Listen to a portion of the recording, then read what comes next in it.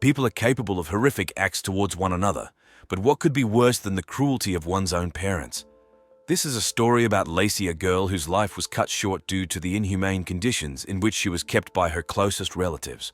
Lacy, we don't know much about her as she rarely appeared in public. According to neighbors' recollections, she was a cheerful, inquisitive child. She was passionate about volleyball, loved watching Disney cartoons, and listening to country music. A typical girl with a carefree childhood. But everything changed when Lacy turned 9. Her family, consisting of her mother Sheila and father Clay, decided to move to a new home in the town of Slaughter, Louisiana. Little did they know that this house would become a real prison for their daughter. When Lacy was supposed to start 9th grade, her parents suddenly decided to switch her to homeschooling. Perhaps they thought it would be better for the girl, but in reality it marked the beginning of her isolation from the outside world. I want you to imagine being locked within the 4 walls of your own house, without the opportunity to interact with peers, go to school, develop and explore the world. This is the situation young Lacy found herself in, and no one even suspected her suffering. What motivated Sheila and Clay to make such a choice? Did they realize the consequences of their actions? These questions remain unanswered to this day. But one thing is certain, their decision forever changed Lacy's life and led to tragic events. Moving to a new house and switching to homeschooling seemingly ordinary things that shouldn't raise suspicions. But in this case, they became the first steps towards the girl's horrific fate. So at the time of being transferred to homeschooling, Lacy was about 14 years old. It was during this period that her life turned into a real nightmare. The girl found herself in complete isolation from the outside world. As it turned out later, Lacy suffered from autism and a severe form of social phobia. These diagnoses became a life sentence for her. Over the years, the illness progressed and the girl increasingly immersed herself in her own world, shutting herself off from reality. It can be assumed that it was precisely due to the exacerbation of Lacy's condition that her parents decided to switch her to homeschooling. Perhaps they thought it would be better for her, that she would feel safer in a home environment. But did they realize the consequences this isolation would lead to? Imagine a teenager who is afraid to step outside their own house, who doesn't have the opportunity to interact with peers, make friends, explore the world.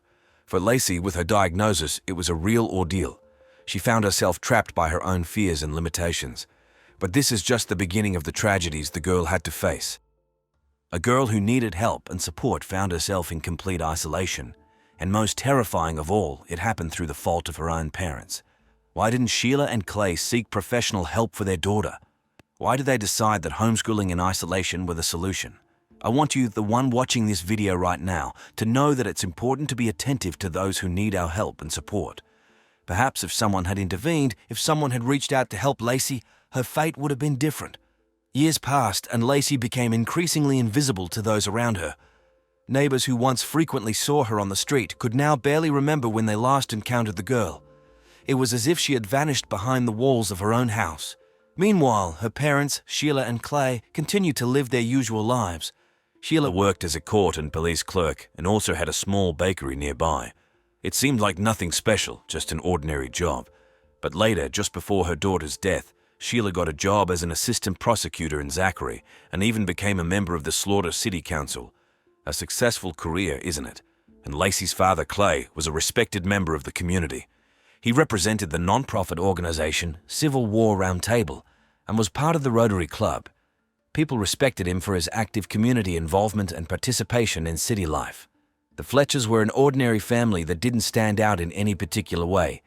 They irregularly attended the local church like many other town residents.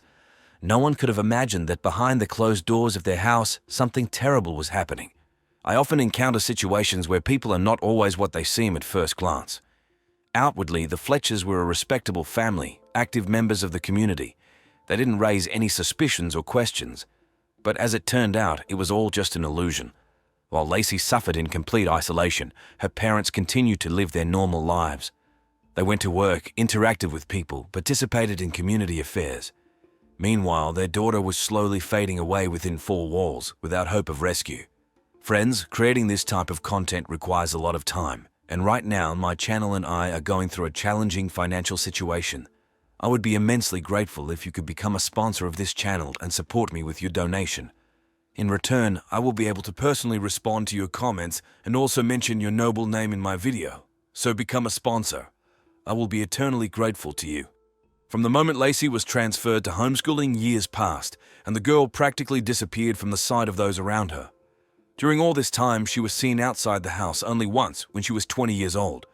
A random passerby noticed Lacy exercising near her parents' house. Perhaps at that time, she still had a bit of freedom and strength to go out into the yard. The Fletcher's neighbor, Robert Blatz, was the last person to see Lacy alive. He recounted that he once spoke with Clay about the girl. He inquired about how she was doing and where she had gone, as she hadn't been seen for a long time. To which Clay briefly replied that his daughter lived with them, she was in the house, and quickly changed the subject. At the time, it didn't raise any suspicions for Robert. He likely knew about Lacy's social phobia and her health issues, so he didn't press further. Moreover, the Fletcher family had an impeccable reputation among neighbors. They were respected members of the community, and nothing indicated any possible trouble. From the perspective of my years lived and experience working in the police force, I often wonder how many tragedies could have been prevented if people were more attentive and caring. In this case, too, the neighbor inquired, received an answer that essentially clarified nothing and left it at that. He didn't ask uncomfortable questions, didn't become alarmed, didn't turn to the appropriate services.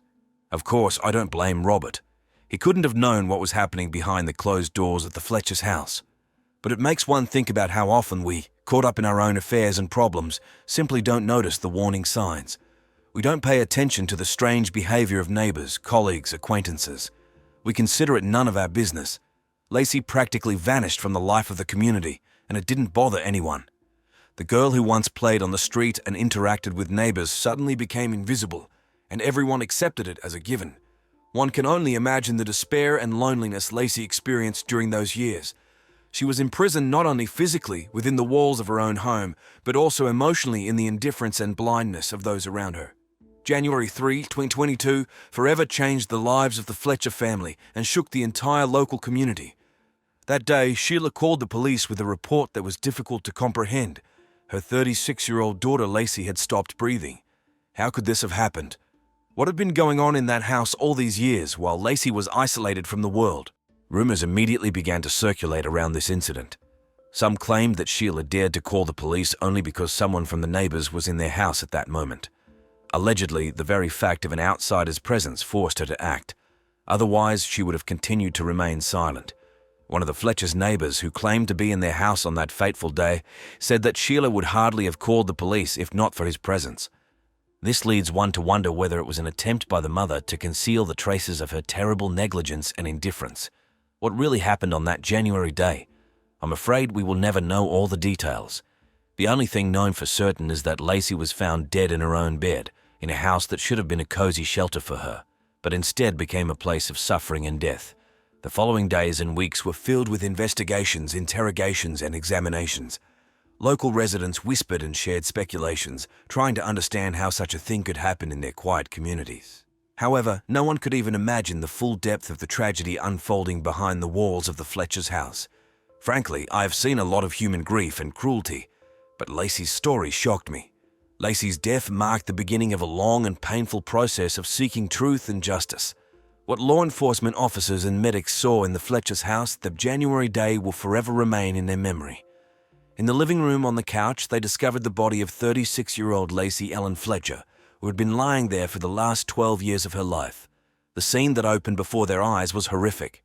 Lacy's body was disfigured by pressure sores, which had likely formed from prolonged contact with the surface of the couch. Her skin was covered in ulcers and her own excrement, indicating a complete absence of basic hygiene and care. The most shocking aspect was that insect larvae and rat droppings covered the girl's body. This suggested that she had literally rotted alive in that spot without any assistance or intervention. Medical experts who examined Lacy's body noted that she had literally grown into the couch. It's possible that the girl had not gotten up from it for so long that her muscles had atrophied and her skin had fused with the surface of the furniture. Lacy's legs were bent under her body in an unnatural position, indicating her immobility for an extended period. At the time of her death, Lacy was wearing only a dirty, tattered t-shirt. She weighed a mere 43 kilograms, which was catastrophically low for an adult woman of her height. Most likely, the girl suffered from severe malnutrition and dehydration, which led to her death. Some sources also reported that the autopsy results revealed the presence of coronavirus in Lacy's body.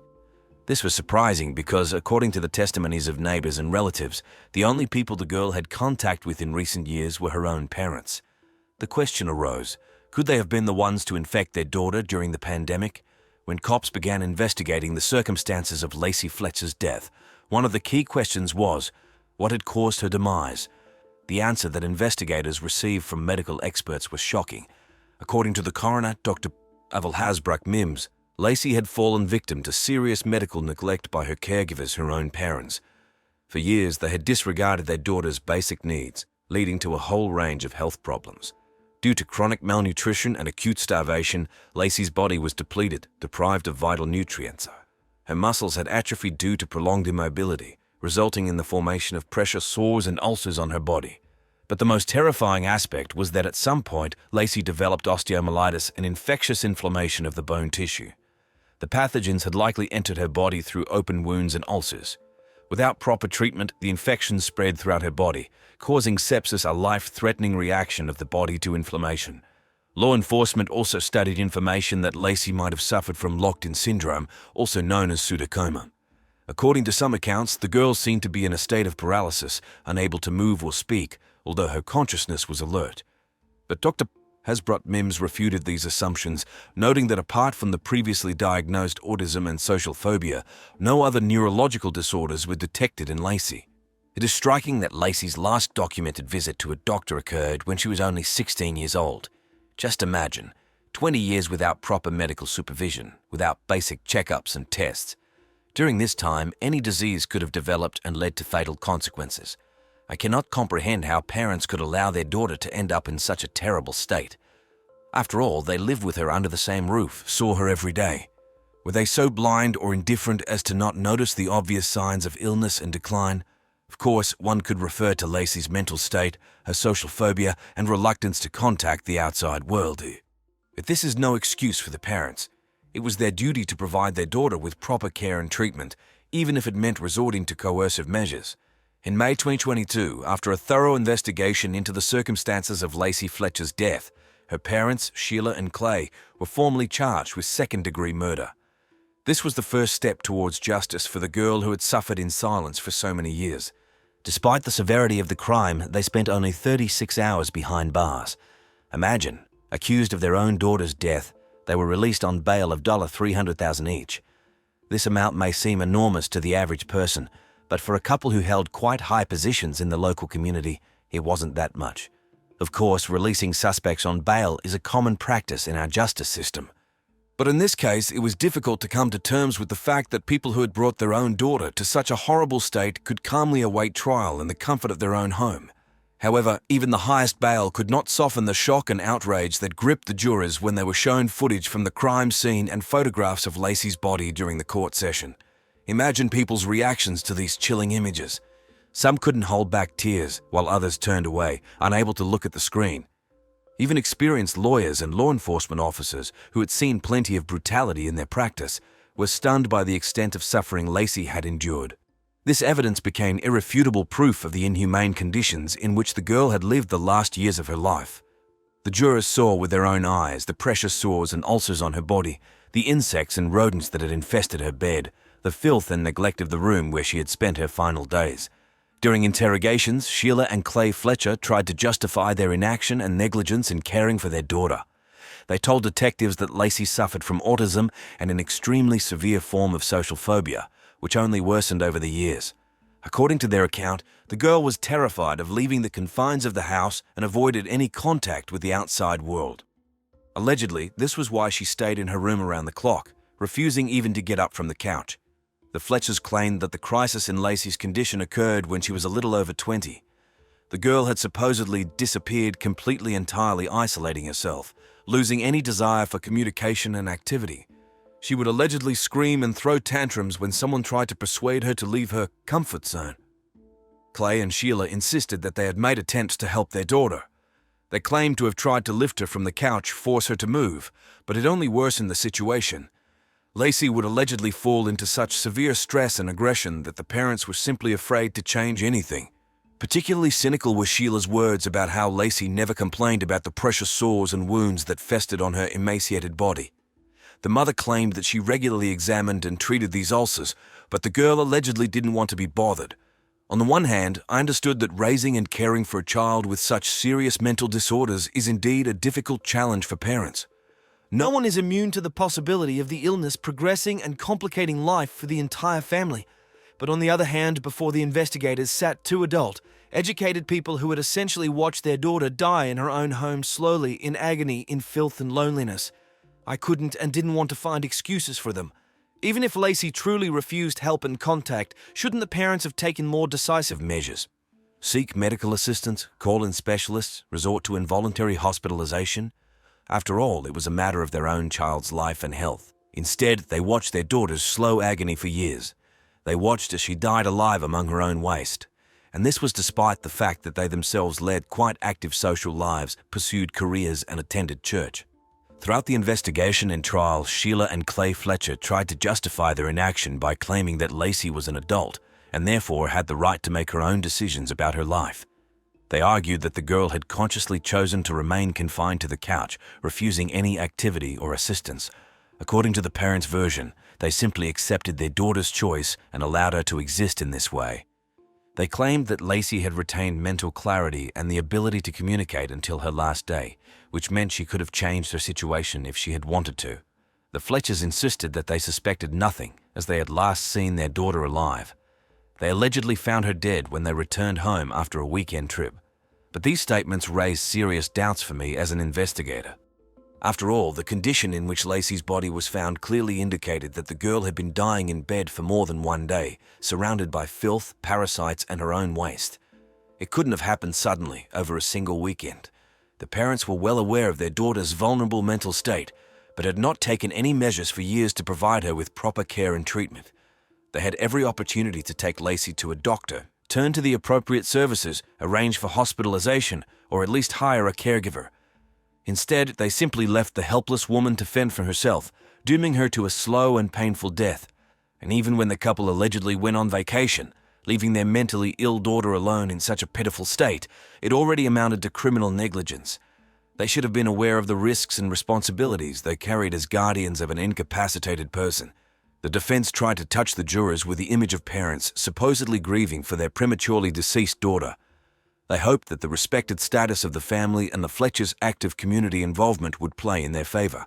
But the prosecution understood that a cruel truth was hidden behind the mask of respectability. And our task was to bring this truth to the court and secure a just punishment. The prosecutor insisted on a thorough investigation of all the circumstances of the case and the appropriate classification of the Fletchers' crime. In our opinion, their actions fell under the article second-degree murder and should be punished with life imprisonment without the possibility of parole.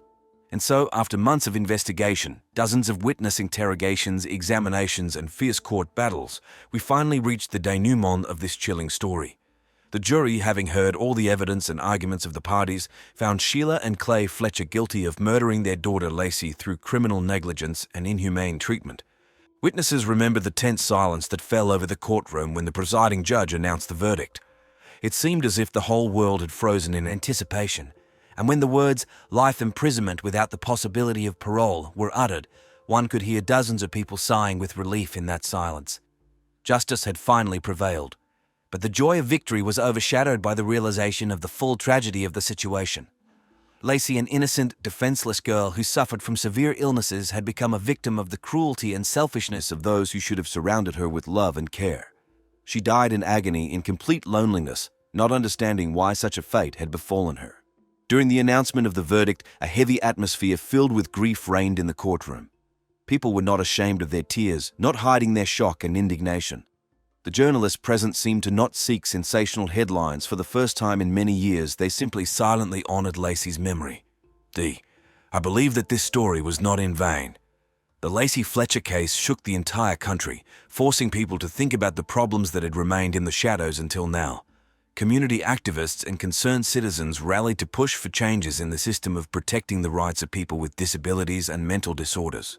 Thanks to this tragedy, serious discussions began at the state level about guardianship of incapacitated individuals, the accessibility of medical and social assistance, and monitoring the observance of the rights of vulnerable population groups.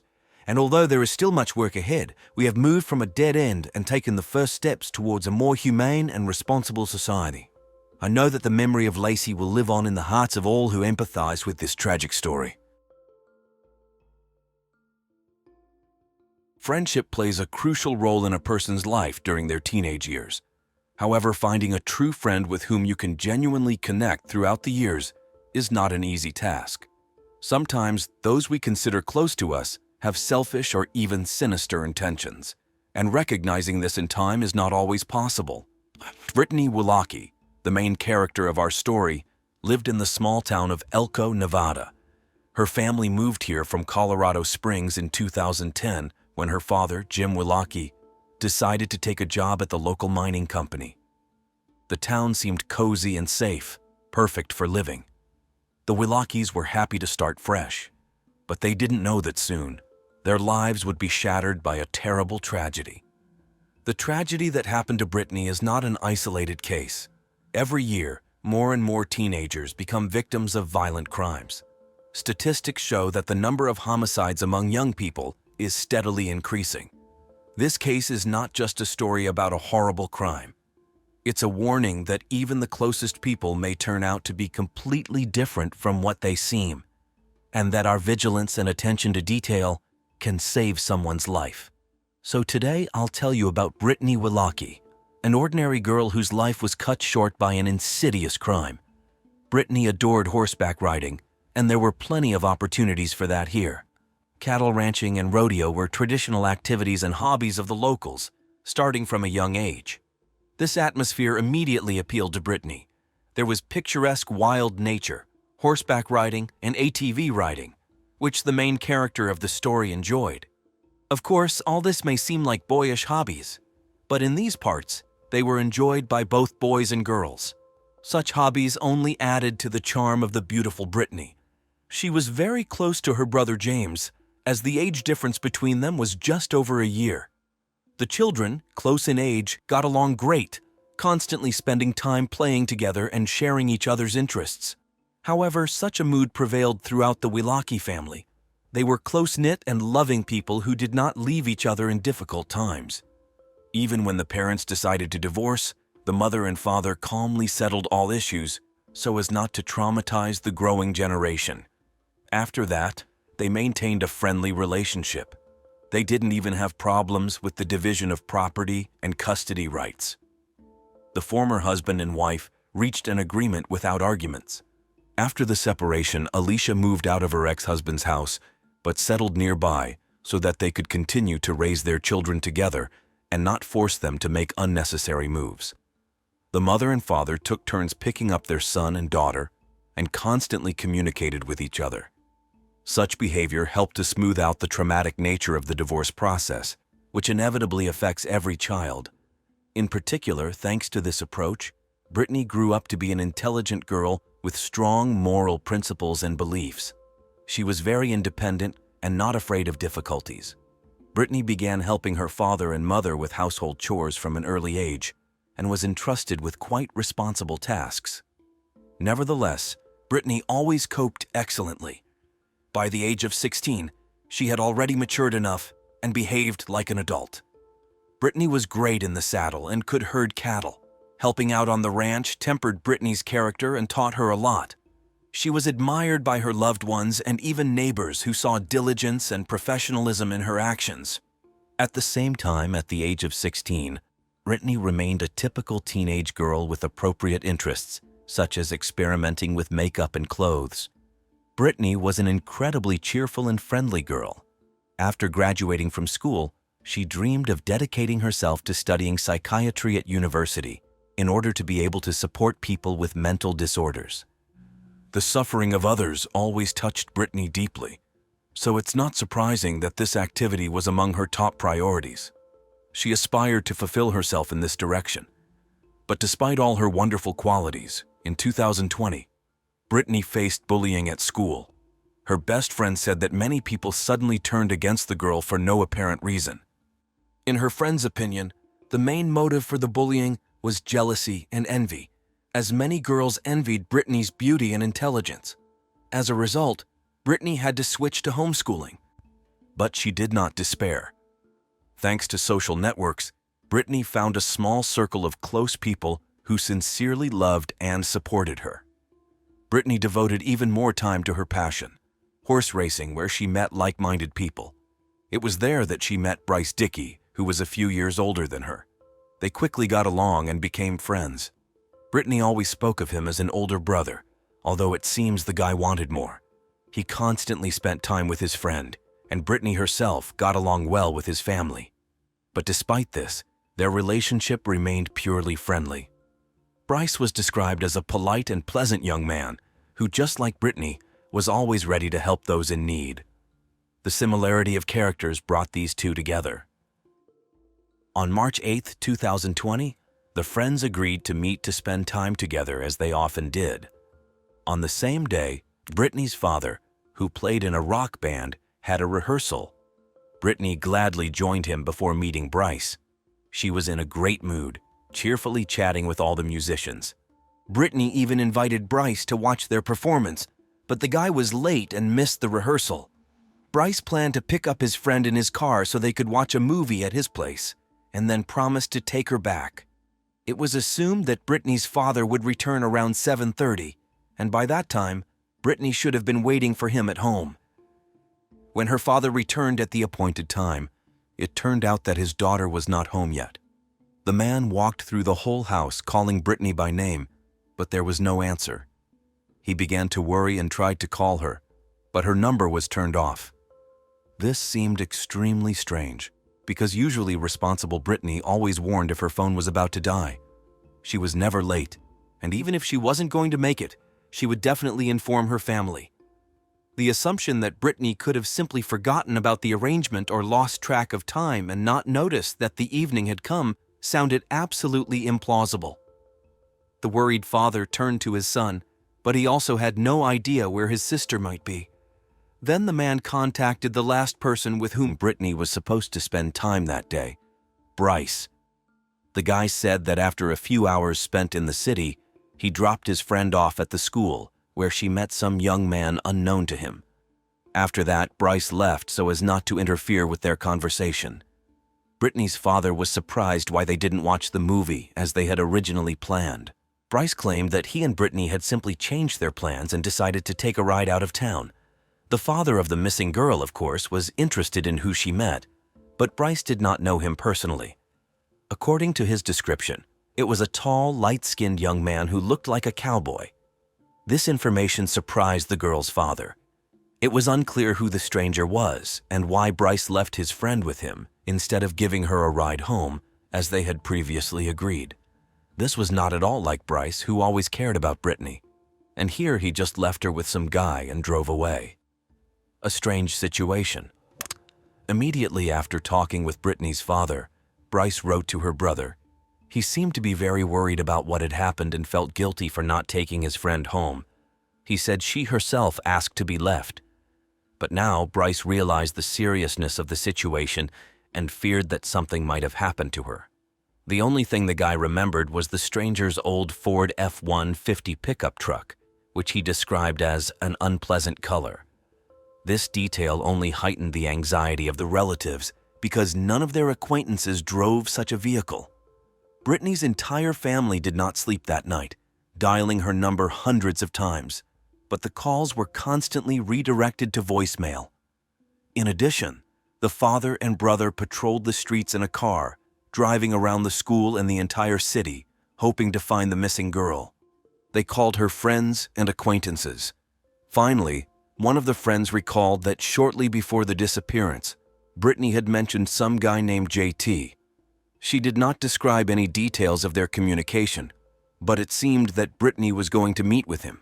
This lead seemed very important for the investigation. The worried parents then turned to the police, but they initially assumed that the teenager might have simply run away from home or was hanging out with friends and would return soon. But the family knew it wasn't like Britney. She had few friends and none of them knew where she was. The girl had never had problems with behavior or family, no addictions, mental disorders, or conflicts. No reason to run away. Her loved ones understood that such a disappearance concealed something bad. Eventually, the sheriff was convinced to take the case seriously. He was given all the information that could be gathered from Britney's friends and acquaintances. Then the police decided to question Bryce and arranged a meeting near the school so that he could describe in detail what happened when he dropped the girl off. Bryce said that they were driving around the Spring Creek area as usual. Suddenly, his father called and asked him to come home urgently to help with some errands. Britney agreed to postpone the ride, only asking to be dropped off at the school. She admitted that she wanted to meet her new acquaintance, JT. Bryce saw her heading towards a green pickup truck where a white guy in a cowboy hat was sitting, but he just drove away without even making sure if she got into the car. Bryce poorly remembered the details and didn't even pay attention to the pickup truck's license plate. The detectives did not suspect him of lying and decided to let him go, focusing on other areas of the search. The investigation decided to draw public attention through the media, hoping that someone might have noticed the guy in the cowboy hat and his green pickup truck. The police especially hoped to find out the vehicle's number, but the locals were in no hurry to share information. The sheriff turned to the telephone company to determine the last location of Britney's cell phone. It turned out that her phone had last registered activity 7 kilometers from the school where Bryce had dropped her off. Law enforcement immediately went to this address, hoping to find new leads. However, a thorough inspection of the area yielded no results. Britney's family and friends tirelessly patrolled the streets, posting flyers with her photo. More than 500 announcements were distributed throughout the city and its surroundings, but the locals stubbornly remained silent. No one was in a hurry to assist the investigation. It seemed that Britney had vanished into thin air. The mother of the missing girl even created a group on social networks where she constantly posted up-to-date information about the search progress. But even this did not yield results. Suddenly, she received a message from an unknown number. The anonymous person claimed to have kidnapped Britney and demanded a ransom of $25,000, threatening to feed her to the dogs if the demands were not met. Later, he wrote again, informing them that Britney was sick and could die without medicine. The criminal insisted that the captive would receive medications only if he was paid the specified amount. At first, the parents were ready to agree to this, but they decided to turn to the police first. Britney's mother called the police station and told them about the situation. She was immediately invited to come so they could try to track the extortionist's number. It seemed that the investigation had a valuable lead. While the officers were trying to establish the owner of the number, the head of one of the search teams contacted the police station. He reported that volunteers were combing the area 20 kilometers from the city and suddenly noticed a puddle on the side of the road that looked like dried blood. The team got out of their vehicles and began to examine the territory. 100 meters from the road, in the bushes, they found a blue tarp under which lay the body of a girl. She was face down, partially undressed. The description of the clothes matched what Britney was wearing on the day of her disappearance, but it was necessary to officially identify the deceased before informing the family.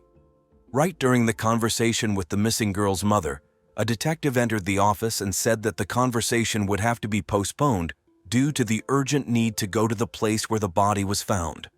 The woman burst into tears, feeling in her heart that it was her little girl who had been found. Unfortunately, the mother's intuition did not fail her. She recognized Britney. A few meters from the body, forensic experts found a keychain with her name, which was later identified as the victim's property. The girl had clearly been coerced into intimacy. Her pants and underwear were pulled down to her ankles. She had been strangled and her throat was slashed. This was the cause of death. On the nearest bushes, officers noticed the victim's headphones, which were hanging from the wires caught on the branches. A used condom was also found here, and its packaging was lying next to the body. Now there was more than enough material to search for the criminal. The investigators were most interested in the new acquaintance, JT, about whom most people from the victim's circle had heard, but no one could say anything specific about him.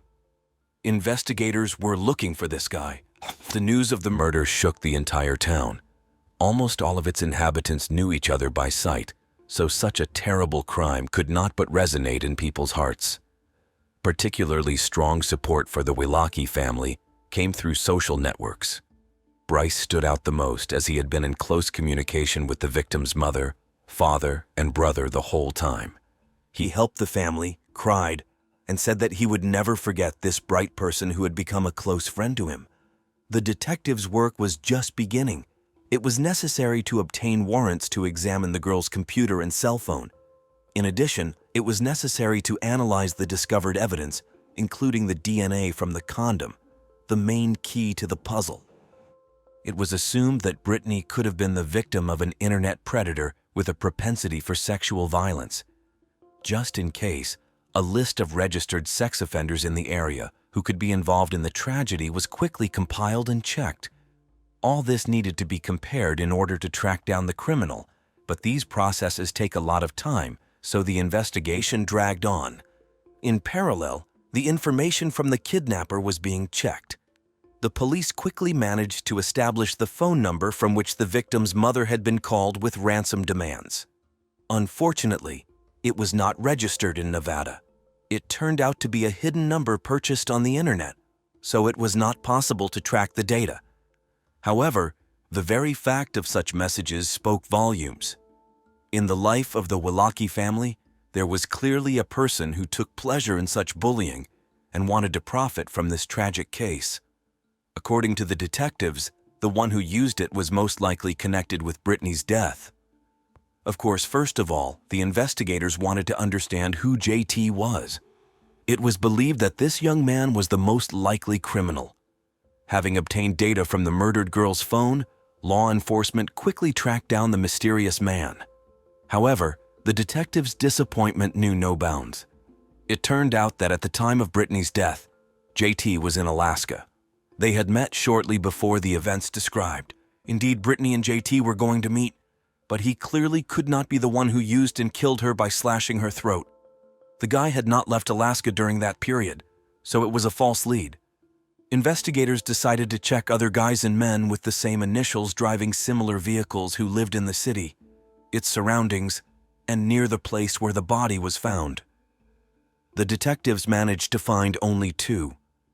Both were young ranch workers driving green pickup trucks, but at the time of the murder they were too far away and had reliable alibis. The investigation had reached a dead end, so they decided to contact the family of the deceased again, hoping that some information might have been missed. Britney's mother said that a few weeks before her daughter's death, she had been dating a guy close to the cowboy lifestyle. He lived on a ranch and was engaged in rodeo, but they quickly broke up due to the girl's refusal of intimacy. Despite maintaining a friendly relationship, the breakup was caused by several unpleasant quarrels during which he wished Britney dead. However, after checking, this man also had a confirmed alibi. It seemed that the investigation was reaching another dead end. The last way to calculate the probable rapist and murderer remained: to review all the recordings from surveillance cameras in the city that could have captured a green pickup truck with a cowboy at the wheel. Fortunately, in the direction Britney was moving before her death, calmly sitting in her killer's car, there were several high-quality cameras. They provided a clear picture, but ahead lay dozens of hours of video footage. No matter how much time the investigators spent viewing it, they could not detect the vehicle Bryce had described. There was no green pickup truck. The strangest thing was that it did not appear on the surveillance cameras near the school where her friend had supposedly dropped the girl off. However, the police managed to notice something else, no less attractive to attention. The blue Chevy pickup truck that Bryce himself drove did indeed end up on the recording, but the guy did not stop or drop anyone off. He simply drove past the school without stopping. So, he had lied about the green pickup truck. The detectives then decided to trace the direction of his vehicle's movement. The young man had previously admitted that he had been driving around the area with his friend for several hours, but this also turned out to be untrue, given the results of watching the video cameras. They decided to request Bryce's cell phone data to compare his geolocation with the location of the attack victim. The detectives managed to quickly obtain a warrant to access this information, given the reasonableness of the suspicions. The young man was not informed about anything, fearing that they would spook the new suspect. It was obvious that he had been next to Britney the entire day, Their movement trajectories completely coincided, right up to the moment her mobile phone was turned off. Moreover, he had clearly been at the place where the deceased's body was found, and then went home. It became clear that the friend had been at the crime scene and had either killed the girl himself or witnessed the massacre. To confirm the assumption, it was necessary to conduct an examination. The guy was immediately asked to take tests and provide DNA samples. He agreed and submitted the materials, but for the time being they were forced to let him go. The investigators did not tell him about their suspicions.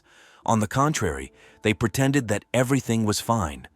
They said they were taking samples from everyone in the missing girl's circle to exclude them from the list of suspects.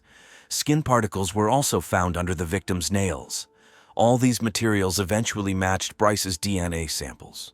There was no doubt that he had engaged in sexual intercourse with Britney, but everything had happened involuntarily. Britney had been forced into this. Finally, Bryce was invited for questioning once again, without revealing their true intentions and the information that was already known to the investigation at that time. The young man agreed without resistance. As before, he behaved calmly and confidently. The detectives tried to find out if he had ever had a relationship with Britney, particularly a sexual one, but he denied any such arguments. According to him, the guy considered the girl more of a sister than a possible partner. After that, the investigators gradually began to lead the main suspect to the exposure of the lie. Obviously, if Bryce was telling the truth, no traces of his DNA would have been found. But the investigator reported that a condom with his seminal fluid was found at the murder scene. Perhaps realizing what the detective was hinting at, the young man changed his testimony. He began to claim that Britney had indeed flirted with him that day, which she had never done before. The story continued to transform. The guy said that they started kissing, then, by mutual agreement, engaged in oral sex with a condom. According to the suspect's story, this happened on the side of the road, where the body was later found. According to the young man, after intimacy, he still took her to meet another guy, but changed the address, informing them that they did not get out in the school area.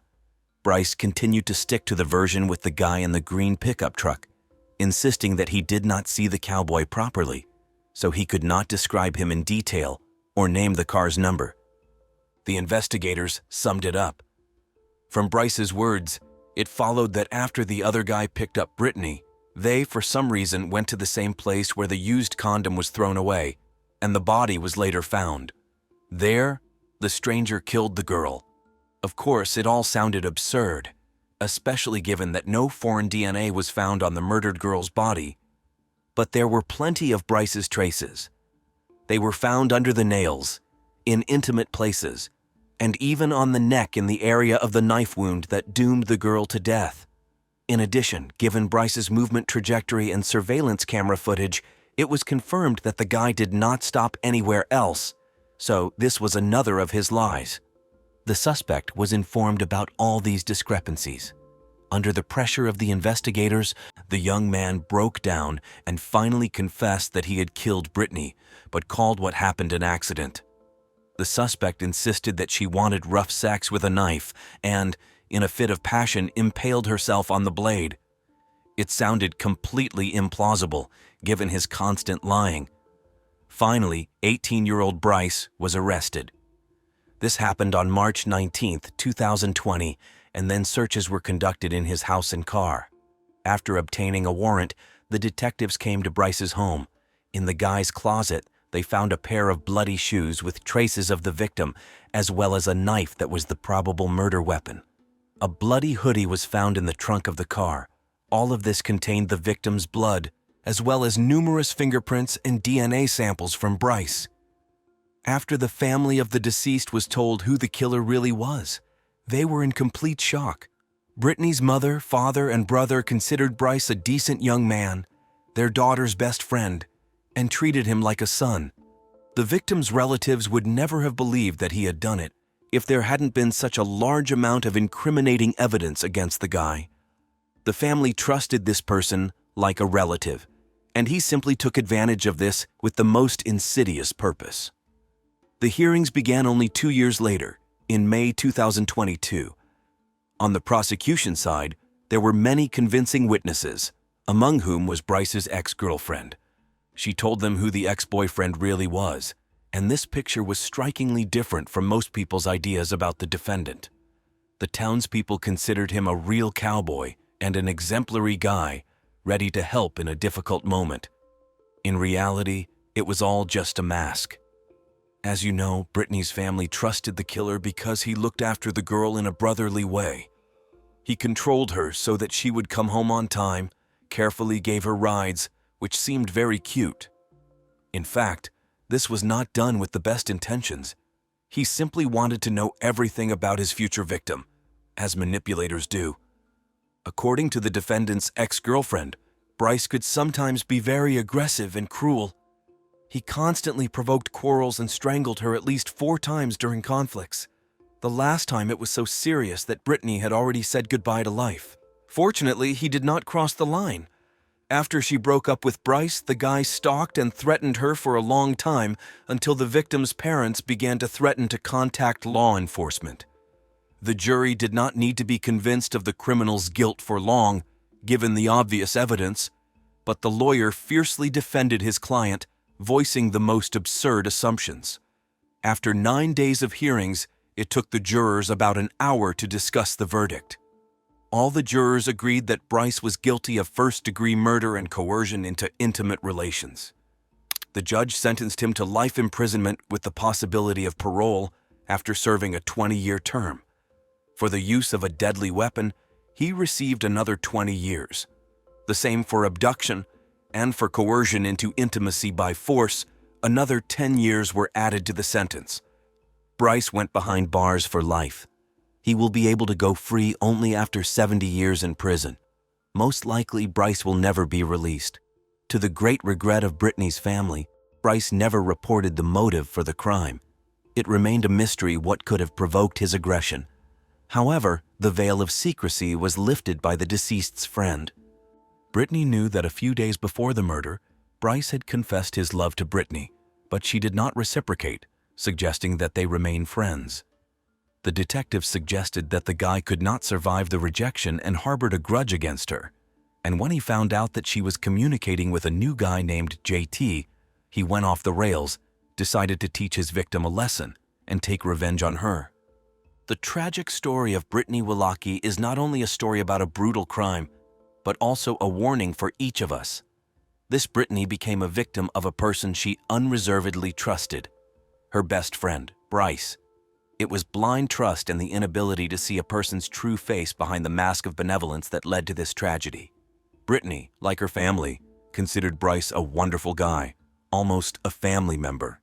His care and willingness to help seemed like genuine manifestations of friendship, but in reality, manipulation and insidious intentions were hidden behind this.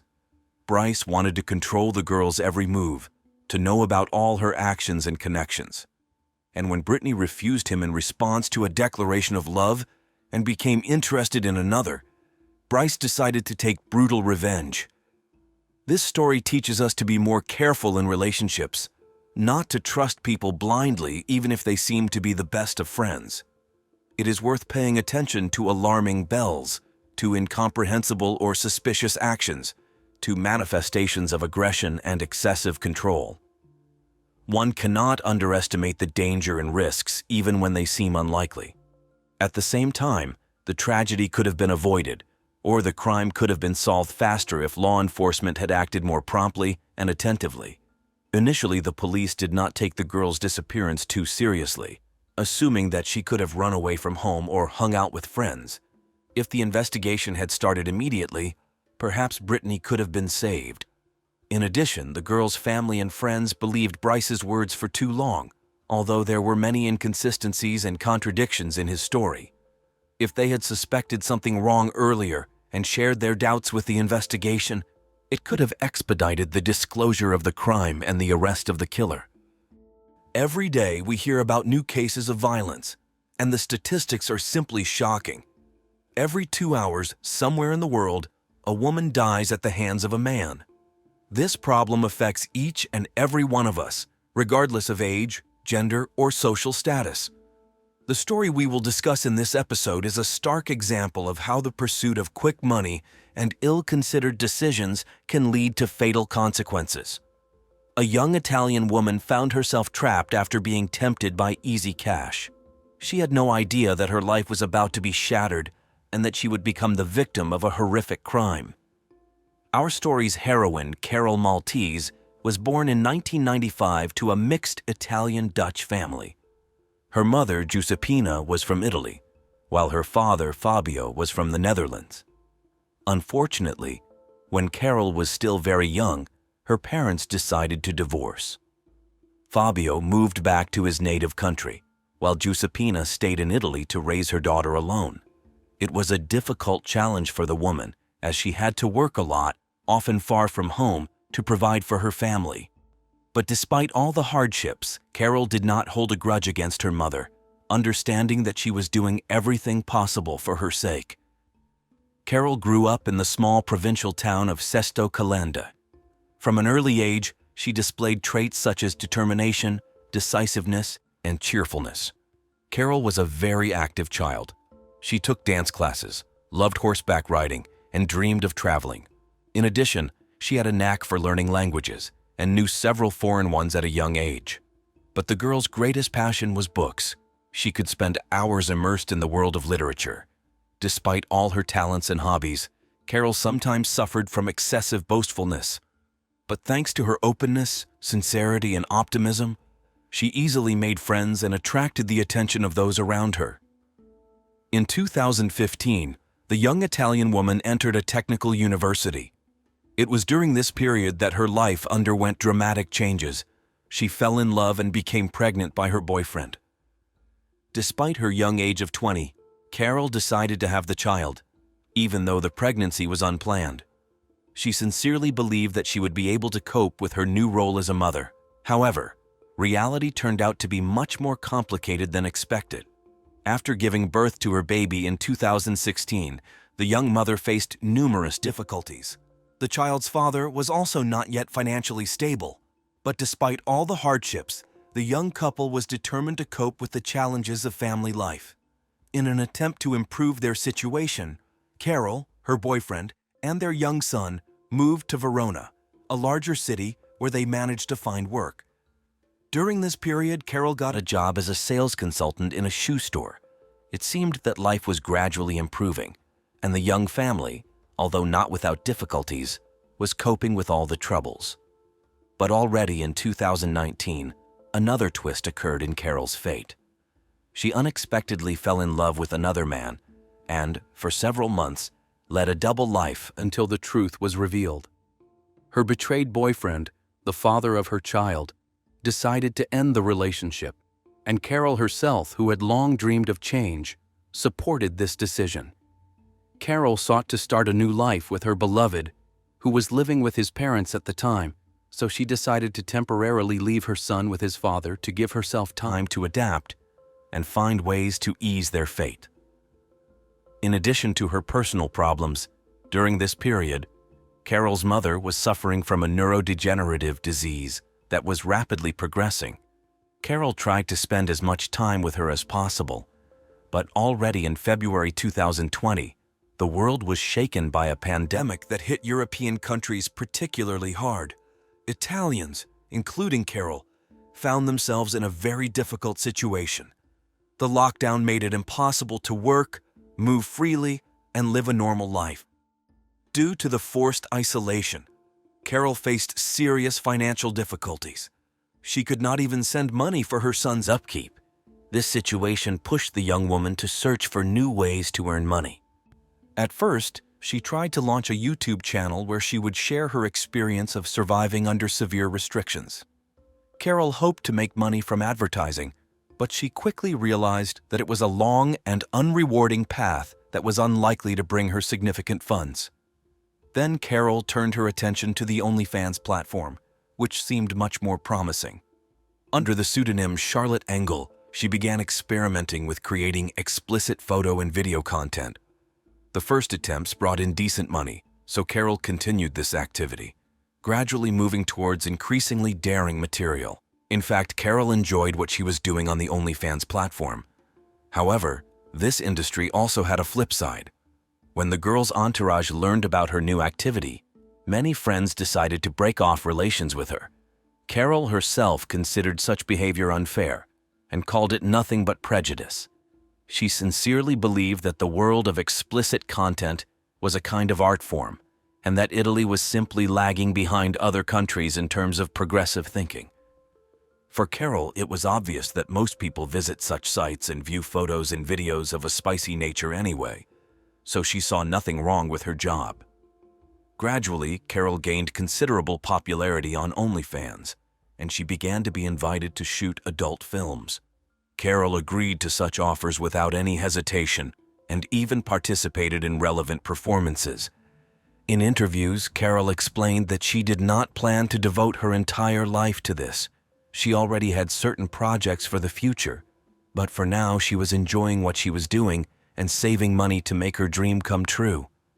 At the same time, Carol began to publish posts on social media filled with indignation. The judgmental attitude of others towards her new job forced her to talk about the psychological pressure and constant moral condemnation she faced because of her activity. Carol defended women's right to freely choose their field of employment. Despite understanding that her work was unconventional for most people, Carol felt that she was being undeservedly humiliated for her choice. But public condemnation was not the only problem the woman faced. Her new boyfriend, for whom she had divorced her child's father, also had a negative attitude towards her passion. The situation escalated, and eventually the couple decided to part ways. At the age of 25, Carol found herself at a crossroads again and moved to the small town of Riscaldino, a suburb of Milan with a population of about 15,000 inhabitants. Here she tried to break with her dubious activity and got a job in a perfume store. But soon Carol returned to filming and quit her new job. It was in Riscaldino that fate brought Carol together with 42-year-old Davide Fontana, a banker and a rather well-known personality. The man actively ran his own culinary pages on social media, where he shared his knowledge about the history of haute cuisine and demonstrated his own achievements in this field. In addition, David was passionate about high-tech and photography, not traditional photography, but explicit photo shoots. As it turned out, Fontana had been married for many years and had a stable, loving relationship with his wife. But with the help of the internet, he realized another passion. He was looking for attractive girls who were willing to participate in spicy photo shoots. That's how he met Carol in November 2020. The man was enchanted by this girl, and soon a relationship developed between them. Despite the fact that Davide was married, he offered Carol sex for money, and she agreed. After some time in such a relationship, the banker realized that he had developed real feelings for his mistress. In March 2021, he confessed his infidelity to his wife and insisted on a divorce, exchanging a stable relationship for a fleeting affair with a young girl. At the same time, David deceived his wife by telling her that his new passion was named Deborah. Apparently, he was afraid that his wife would want to find Carol and take revenge on the family wrecker. One way or another, the couple began to live together, and their relationship became truly close. Davide helped Carol with the filming of explicit photos and videos, receiving a portion of her earnings in return. Carol turned into a celebrity in this industry and began to receive contracts from other countries. Her boyfriend knew that she was filming adult movies where she had sex with other men and participated in public performances. However, he seemed not to be bothered by this. But in reality, David was quite a jealous man, although this did not extend to Carol's work. Sometime after the beginning of their relationship, Carol's ex-boyfriend approached her and suggested renewing their connection. When Fontana found out about this, he became enraged. He was afraid that the young beauty would leave him for a guy her age, so he decided to take action. The man repeatedly called his rival and threatened him, even though Carol herself had refused her ex. David's jealousy reached its peak when he began to threaten Carol's ex-boyfriend, who tried to rekindle their relationship. Unknown individuals punctured the tires on the rival's car twice, and although Fontana's involvement could not be proven, his threats made him the prime suspect. Meanwhile, Carol's popularity on social media was growing rapidly. She already had over 30,000 followers on her pages. Carol traveled a lot, filming content in the Czech Republic and the Netherlands. In addition, she fulfilled individual orders received in private messages. For a considerable amount of money, Carol brought to life in front of the camera scenarios sent by clients. In the fall of 2021, a new man appeared in the heroine's life, a colleague from adult films, Salvatore Galda. Real feelings flared up between them, and soon Salvatore gave Carol an engagement ring and later proposed to her. Carol agreed to marry him, but now the question arose of how to get rid of Davide. Life with the banker had become unbearable for Carol. She no longer loved him, dreaming of another man with whom she was secretly meeting. At the same time, Fontana continued to take part in her activities, taking a percentage from each video he helped with. The business was thriving, bringing the girl considerable wealth. She had earned enough to afford not to work. In Carol's immediate plans was a return to Verona to be closer to her son. She continued to perform live at private parties and special events related to the adult industry. But at the beginning of 2022, the woman suddenly disappeared from the radar, ceasing all activity. Only occasionally did she respond in writing to messages from friends and family. Posts on social media also became infrequent. It seemed that the once active Carol had lost interest in her projects. Loved ones began to worry as this situation lasted for about 2 months. Carol did not talk to anyone on the phone and did not answer calls. To all questions, she replied that she was busy with household chores, looking for housing in Verona, and establishing a relationship with her child. Later, Carol reported that she was going on vacation to Dubai. Carol's worried friends contacted David, but he admitted that their relationship had ended and he had no idea where to look for the missing woman. This whole situation looked extremely suspicious, and soon it became clear why. On March 20th, 2022, a man who was walking along the picturesque cliffs in the village of Borno noticed strange large black garbage bags from the height of the ledge on the shore. They seemed half empty, but heavy, as if filled with stones. Intrigued, the local resident descended to the mysterious objects, which felt unusual to the touch. Upon untying the first bag he came across, the man found a human hand inside and immediately called the police. The carabinieri, who arrived at the top of the slope, immediately noticed that the bags had been thrown from the cliff. Because of this, they had been torn on the rocks, which could have damaged the contents. A total of 4 bags were found with 18 parts of a mutilated body. From the very beginning, it became obvious that the remains had been deliberately disfigured to make identification difficult. The victim's face was so distorted that it was impossible to recognize her without additional laboratory analysis. The flesh had been cut from some body parts as if on purpose. As for the condition of the remains, the killer was apparently a hunter or a butcher. He skillfully dismembered the body, acting professionally and precisely, knowing where and how to cut. Before throwing the bags down the slope, the parts had been stored in the cold for a long time. Forensic experts suggested that they had simply been dumped from a freezer right off the ledge shortly before a passerby stumbled upon the terrible find. Given the thorough approach and professionalism of the criminal, the police suspected that they were dealing with a serial killer. One of the investigators recalled a similar case in March 2005 when as many as 10 bags with the remains of 2 people were found nearby. The killer was caught then and put behind bars, but the handwriting was too similar, which led to the chilling thought that a maniac was on the loose. To get closer to solving the crime, it was necessary to establish the identity of the victim and find evidence. But the body was so mutilated that it was impossible to even determine the gender without additional analysis. A thorough examination in the laboratory was due. Meanwhile, a press conference was held, necessary to warn local residents. At that time, the carabinieri still did not know who the victim was. The gender had not yet been determined, but people were warned, and important witnesses who might have noticed something were sought. The cause of death also remained unknown. During this period, Forensic experts worked actively to provide answers to all these questions and delve into the gruesome details of the last minutes of the unidentified victim's life. Soon, they found out that they were dealing with a young woman about 155 centimeters tall with dark hair. Her nails were covered with purple nail polish, and several tattoos were found on her skin, 11 in total. But most of them turned out to be deliberately damaged by the killer.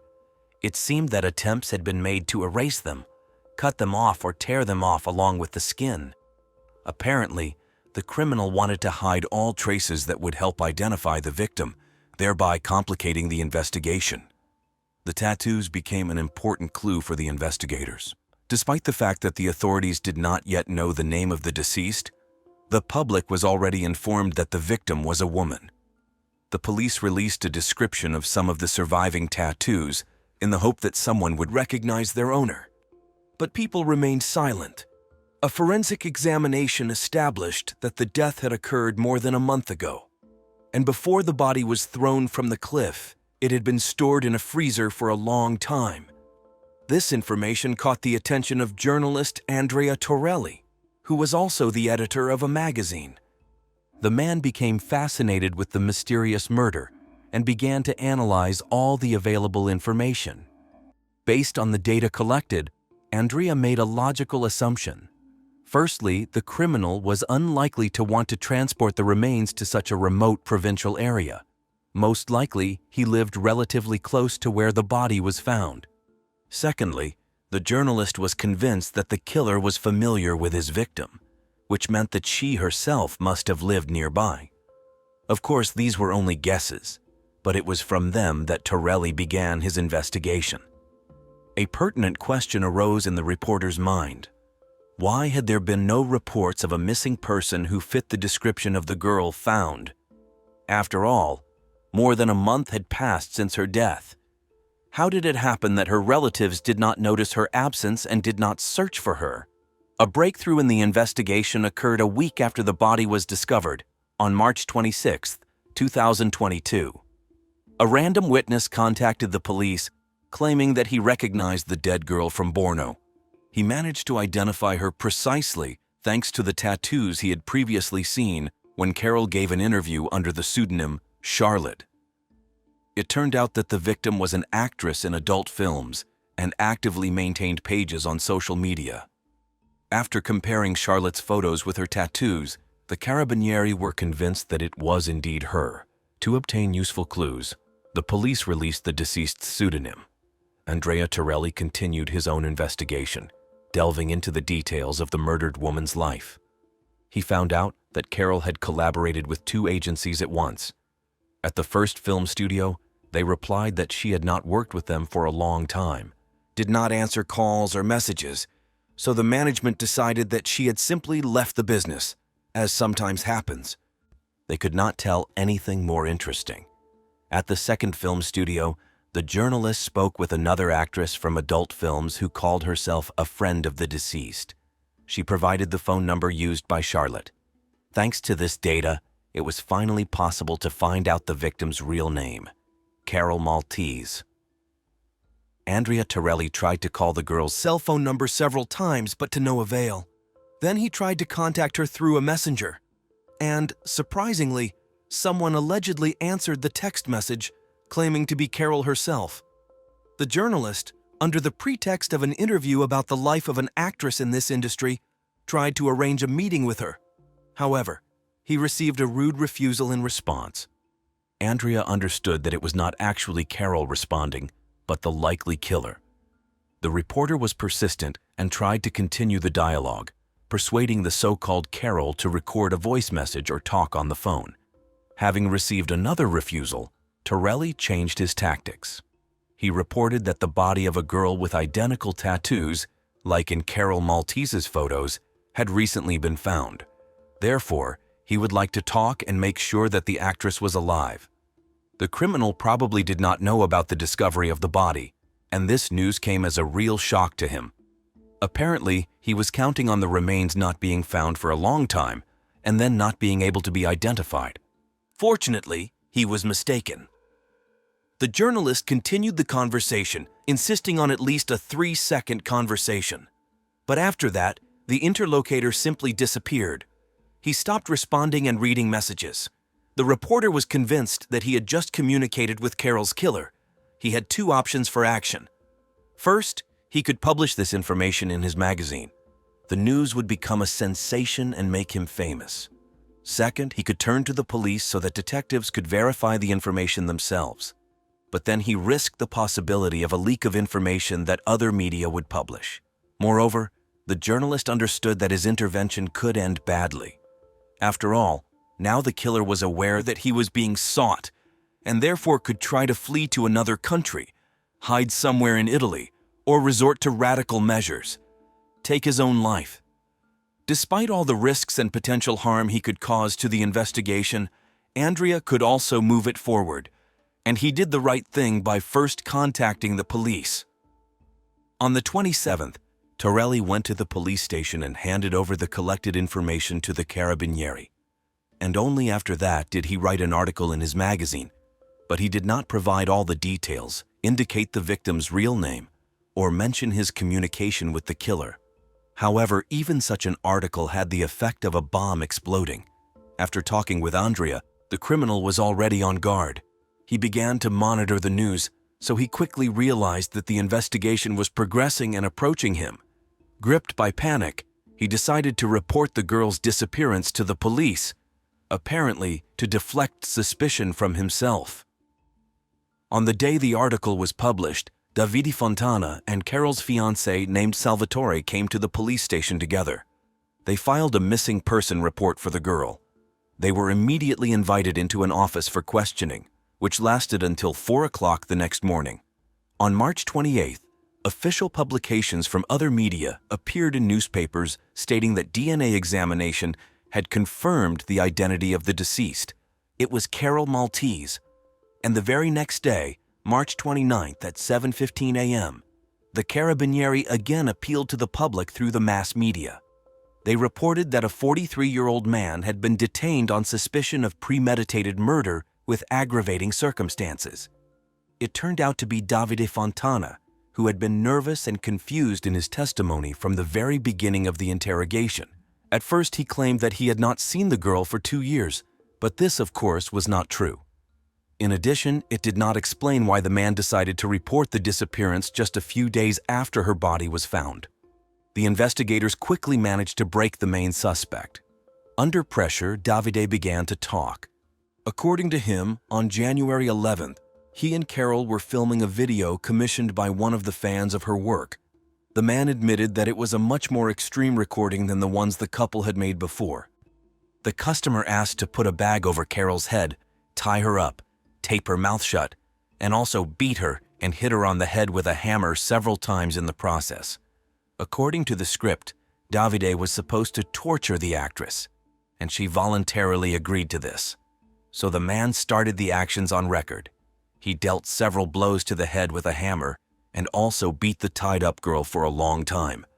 When it was finally over and David removed the bag, it turned out that Carol was dying. She was still twitching in her death throes, so the killer, according to him, was worried that Carol was continuing to suffer. Allegedly wanting to relieve her from suffering, he took a kitchen knife and cut her throat out of mercy. From the suspect's confessions, it became known that instead of calling the police or an ambulance when Carol was dying, he first finished off his victim and then began to plan how to get rid of the body. For 3 months after the murder, he dismembered Carol's remains and stored them in a freezer. At the same time, the man used the murdered woman's cell phone, communicating with her relatives and friends through social networks and messengers.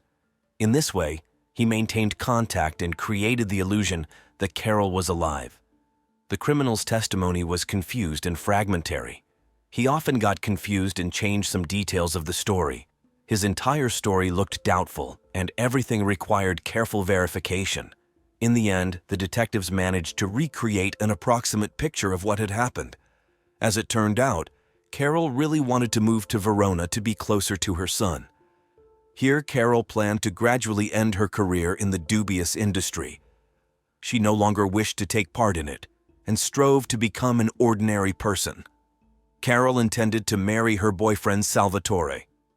On January 8, 2022, she performed at the club for the last time, and on the 11th, she was going to shoot a commissioned video with Davide for the last time. The investigation established that the order came from a fake account created by the banker himself. In it, he described in detail the perverse video that Carol was supposed to shoot. The scene included tying up, taping the mouth shut, a bag over the head, beating, and a blow to the head with a hammer. During the process, the man was supposed to find out the password to the girl's cell phone from her. This was part of a script conceived as the highest manifestation of domination over a person. Carol agreed, not even suspecting that by doing so, she was giving her executioner the opportunity to kill her. Initially, they agreed that he would imitate all actions, without using force, and Carol would pretend to be suffering in order to avoid real injuries. Instead, Davide acted at full force, getting carried away and crossing all boundaries. Obviously, all this was planned in advance, so the crime clearly had an intentional character.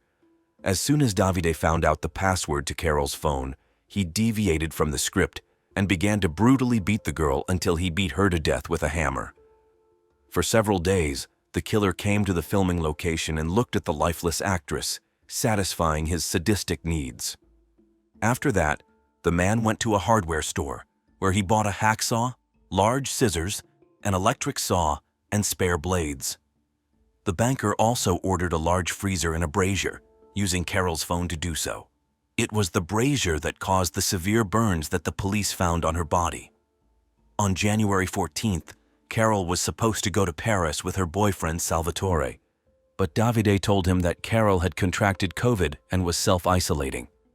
The fiancé believed it, because many people in their circle were sick. He unsuccessfully tried to contact Carol under various pretexts, but Davide refused each time, referring to her poor health. The story of Carol Maltese's murder shook all of Italy. Davide Fontana, a banker and a celebrity in the culinary world, was arrested on March 29, 2022, on suspicion of premeditated murder with aggravating circumstances. It was he, as it turned out, who was the main person involved in this horrific case. Strangely, for 2 months, none of the girl's relatives or loved ones tried to get into Davide's dwelling to find out what had actually happened to Carol. This played into the hands of the killer, who calmly dismembered the body and hid traces of the crime, staging the illusion of his victim's life. According to him, Carol's phone did not stop ringing. Every day, someone from friends or relatives wrote a message or called. Occasionally, Davide even updated the girl's pages on social networks with pictures from her personal gallery. From her bank card, he made noticeable purchases and even paid for housing rent to maintain the legend that Carol was living a secluded life because she was being treated. After the interrogation was over, Fontana stated that he had tried to commit suicide by writing a statement about Carol's disappearance, but he could not do it because he was arrested. However, no one believed this, because for 3 months, while the man was enjoying the crime he had committed and hiding its traces, he had enough time for suicide. Court hearings in the Carol Maltese case began on November 24, 2022. The lawyer insisted on the version of unintentional murder. They say Davide got carried away with fulfilling the client's order and accidentally killed his beloved girl. But prosecutors convincingly proved that it was he who created the fake request for this cruel video, which means that the massacre was planned in advance. The password to the victim's phone also became known to the criminal not by chance. He wanted to buy time by responding on behalf of Carol and deceiving her loved ones in order to have time to get rid of the body. The prosecution believed that the motive for the crime could be jealousy or greed. Carol's relationship with Salvatore was developing rapidly. The couple was planning a wedding, and Carol was going to move out from Davide. For him, this meant the loss not only of a mistress, but also of the income he received from their joint filming. However, considering Carol's main occupation, regular sex with different men in front of the camera for money, the version about jealousy did not look too plausible. Davide never showed jealousy about the girl's work at several studios at the same time, but as soon as she decided to end her career and start a family with another man, he immediately killed her. A psychiatric examination showed that the accused was sane and fully aware of his actions. The verdict in this high-profile case was announced on June 12, 2023. Although the prosecution demanded life imprisonment, the judge decided that the killer's actions were not intentional in nature. Even the fact that the body was dismembered was not taken into account as an aggravating circumstance. As a result, Davide Fontana received a surprisingly lenient sentence, only 30 years in prison. In addition, he was obliged to pay compensation to the victim's 7-year-old son in the amount of 180,000 euros. He had to pay Carol's parents a total of another 100,000, and the father of her child 20,000 euros in compensation. Such a court decision shocked the Maltese family. Davide's involvement in similar murders in the past could not be proven. Journalist Andrea Torelli, who took an active part in this case, wrote a book about the course of the investigation. In it, he told in detail how his intervention helped expose one of the cruelest murderers in the history of Italy. Dear friends, here we have come to the end of this sad and instructive story. The tragic fate of Carol Maltese makes us think about many things: difficult life choices, the price of quick earnings, the importance of valuing one's own life and safety. Every person has the right to choose their own path, and we cannot condemn Carol for her decision to become an actress in adult films. But at the same time, we must understand that any profession has its risks. Just as a policeman is exposed to the danger of being killed by a criminal every day, work in the adult entertainment industry, unfortunately, can also be extremely dangerous. Carol's story is a bitter lesson for all of us. It teaches us that we should not make important life decisions hastily, guided only by the desire to make money quickly. Sometimes what seems like easy money can turn into a terrible tragedy. Before taking a serious step, it is worth stopping and thinking not twice but 3 times, to weigh all the pros and cons, to assess the possible risks and consequences. Of course, each of us dreams of financial stability and prosperity, but are money worth risking one's health, safety, and sometimes even life for? Isn't it better to earn less, but be able to enjoy every day lived, to feel protected and needed by one's loved ones? Let us be wiser and more prudent. Let us not allow greed and the desire for easy gain to cloud our minds. Let us not be afraid of hard and honest work. Let our path to success be longer but safer. Let us value every moment spent with family and loved ones, because no money can bring back a lost life. Justice in this world can sometimes be cruel and relentless. Davide Fontana, Carol's killer, received only 30 years in prison, too lenient a punishment for such a terrible crime. But can any term behind bars return a mother to a little son or a daughter to her parents? If only it were possible to turn back time and convince Carol not to take that fatal step. But what happened, happened. Now we can only learn important lessons from this tragedy and live on, not repeating others' mistakes. Let Carol's death be a reminder to each of us. Life is priceless and fragile, so cherish it and do not subject it to unjustified risk. In conclusion, I want to address all of you, dear viewers. Thank you for being here throughout this difficult story. I know that sometimes it was painful and scary for you, but you found the strength to listen to Carol's story to the end. I hope it did not leave you indifferent and prompted you to take a fresh look at some things. And most importantly, take care of yourselves, my dear friends. Value each new day spent in the circle of family and loved ones. Do not risk your lives for the sake of illusory promises of quick enrichment.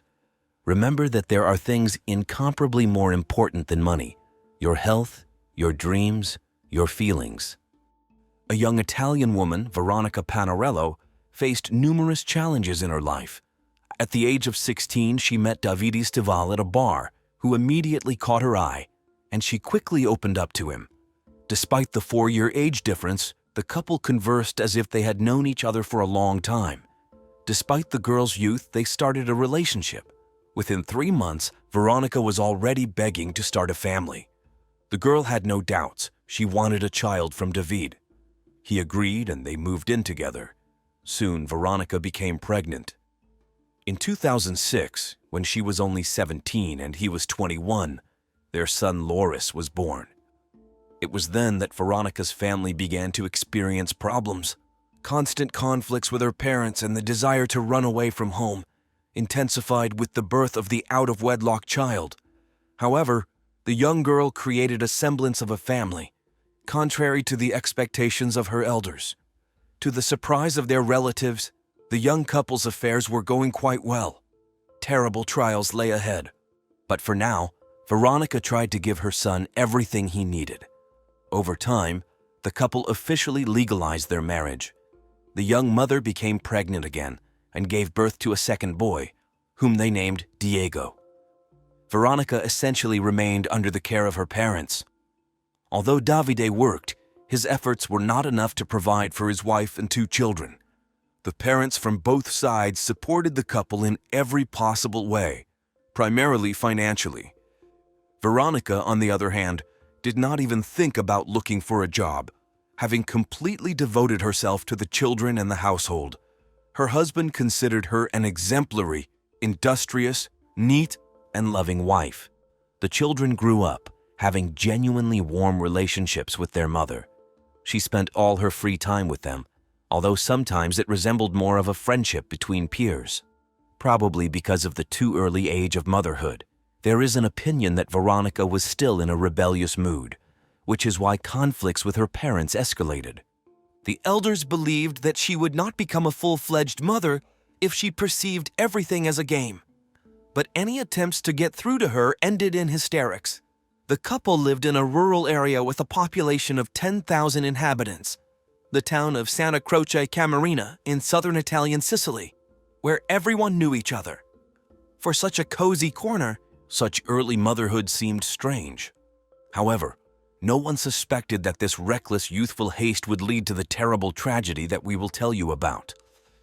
On November 29, 2014, at noon, Veronica Panarello appeared at the police station. The 25-year-old woman reported the disappearance of her 8-year-old son Loris. According to her, in the morning, as always, she had brought the boy to school. He went inside with the other students. Then she took her younger son to kindergarten. Loris was supposed to be at school until 12:30. When the woman came to pick him up, her son was nowhere to be found. The mother became alarmed and could not find him. Immediately after that, Veronica decided to go to the police and write a statement about the disappearance of the 8-year-old boy.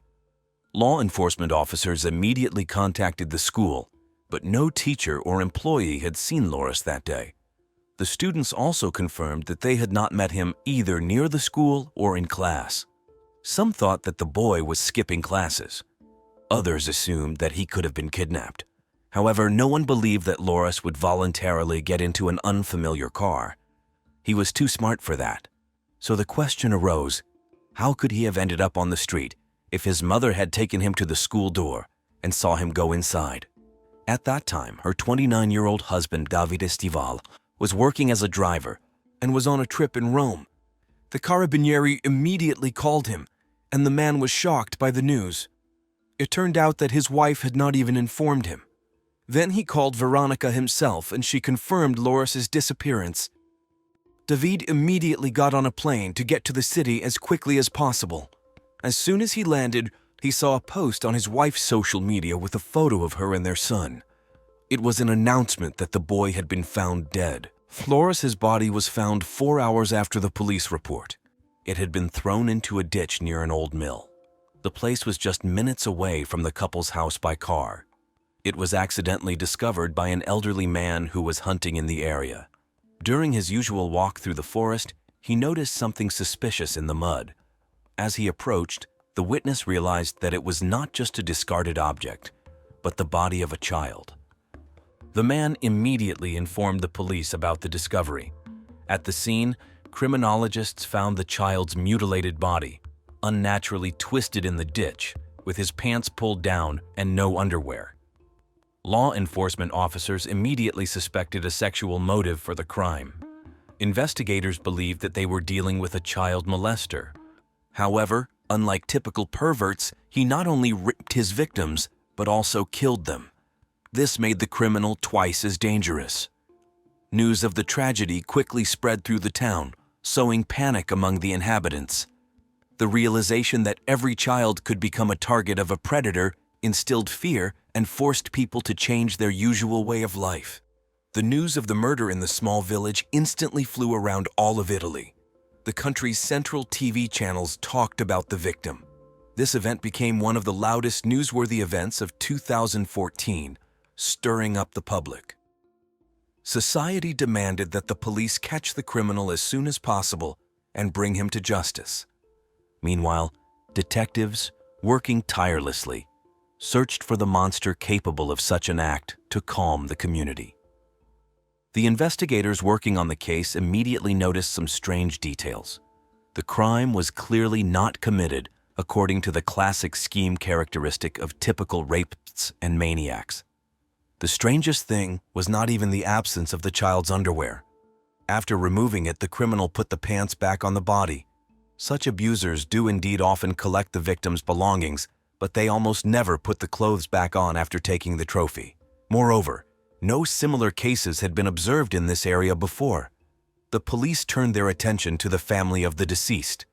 Veronica and Davide were decent people. Everyone knew them as a loving young family.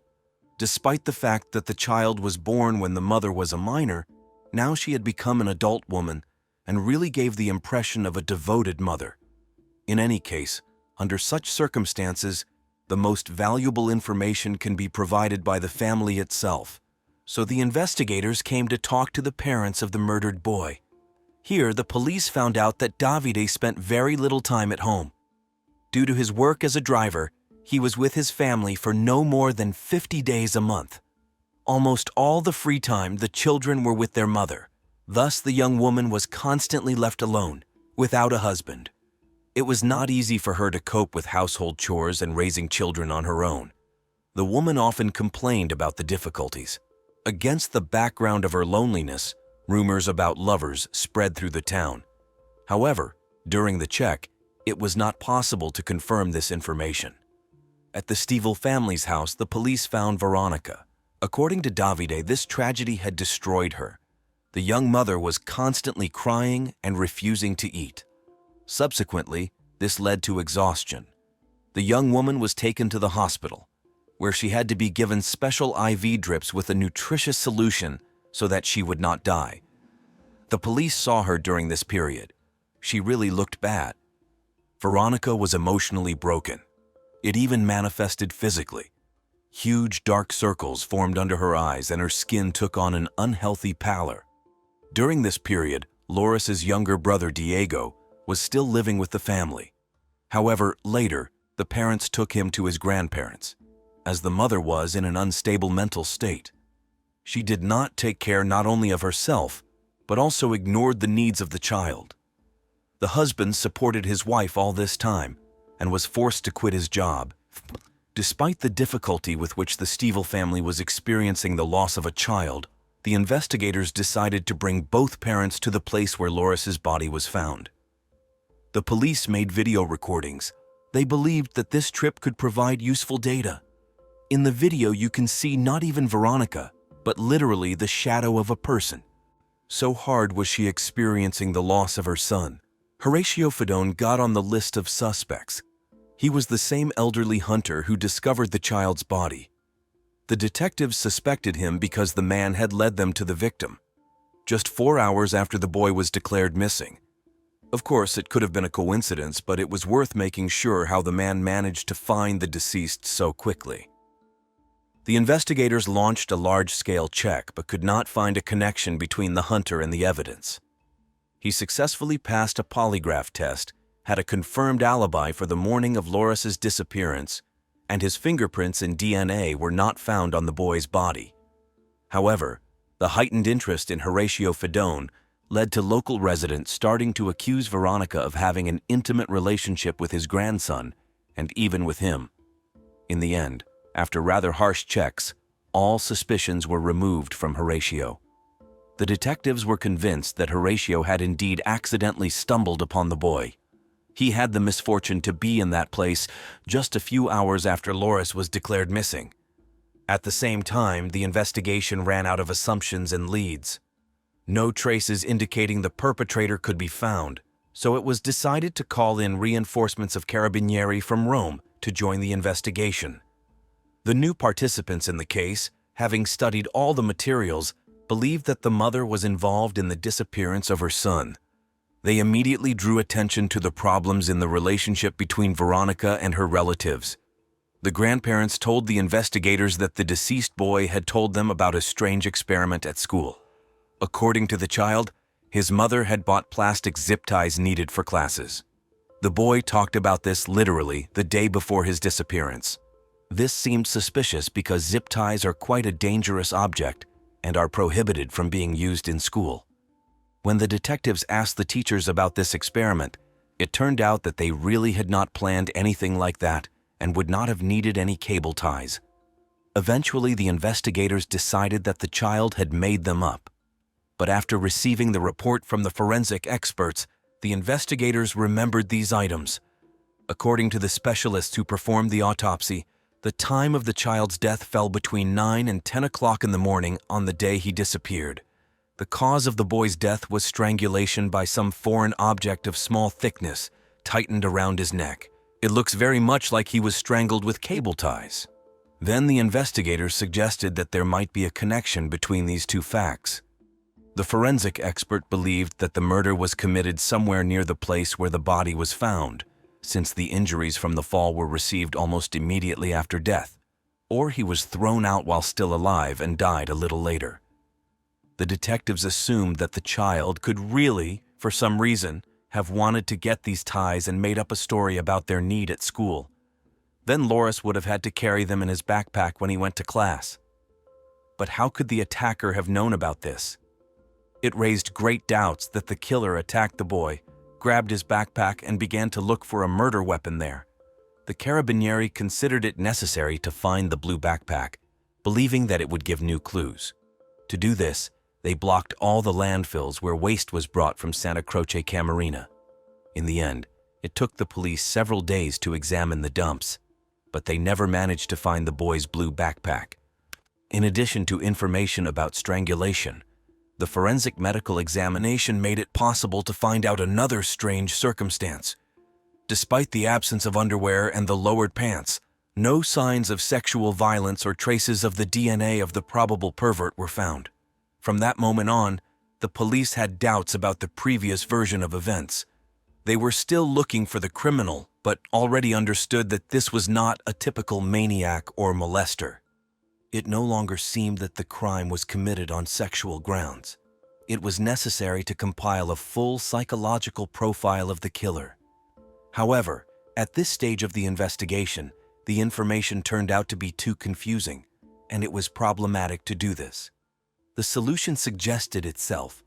The detectives decided to trace the path that the mother and child were moving on the day of the massacre. Despite the fact that it was a very small provincial town, Veronica and Loris were moving along the central street, where many houses had surveillance cameras installed. Of course, it took a lot of time to collect and view the recordings. It is clear that law enforcement officers tried to notice a third person following a woman with her son in a black Volkswagen Polo. Perhaps a suspicious car was following them. However, no matter how hard the investigators tried, they could not notice anything unusual that would be of interest to them.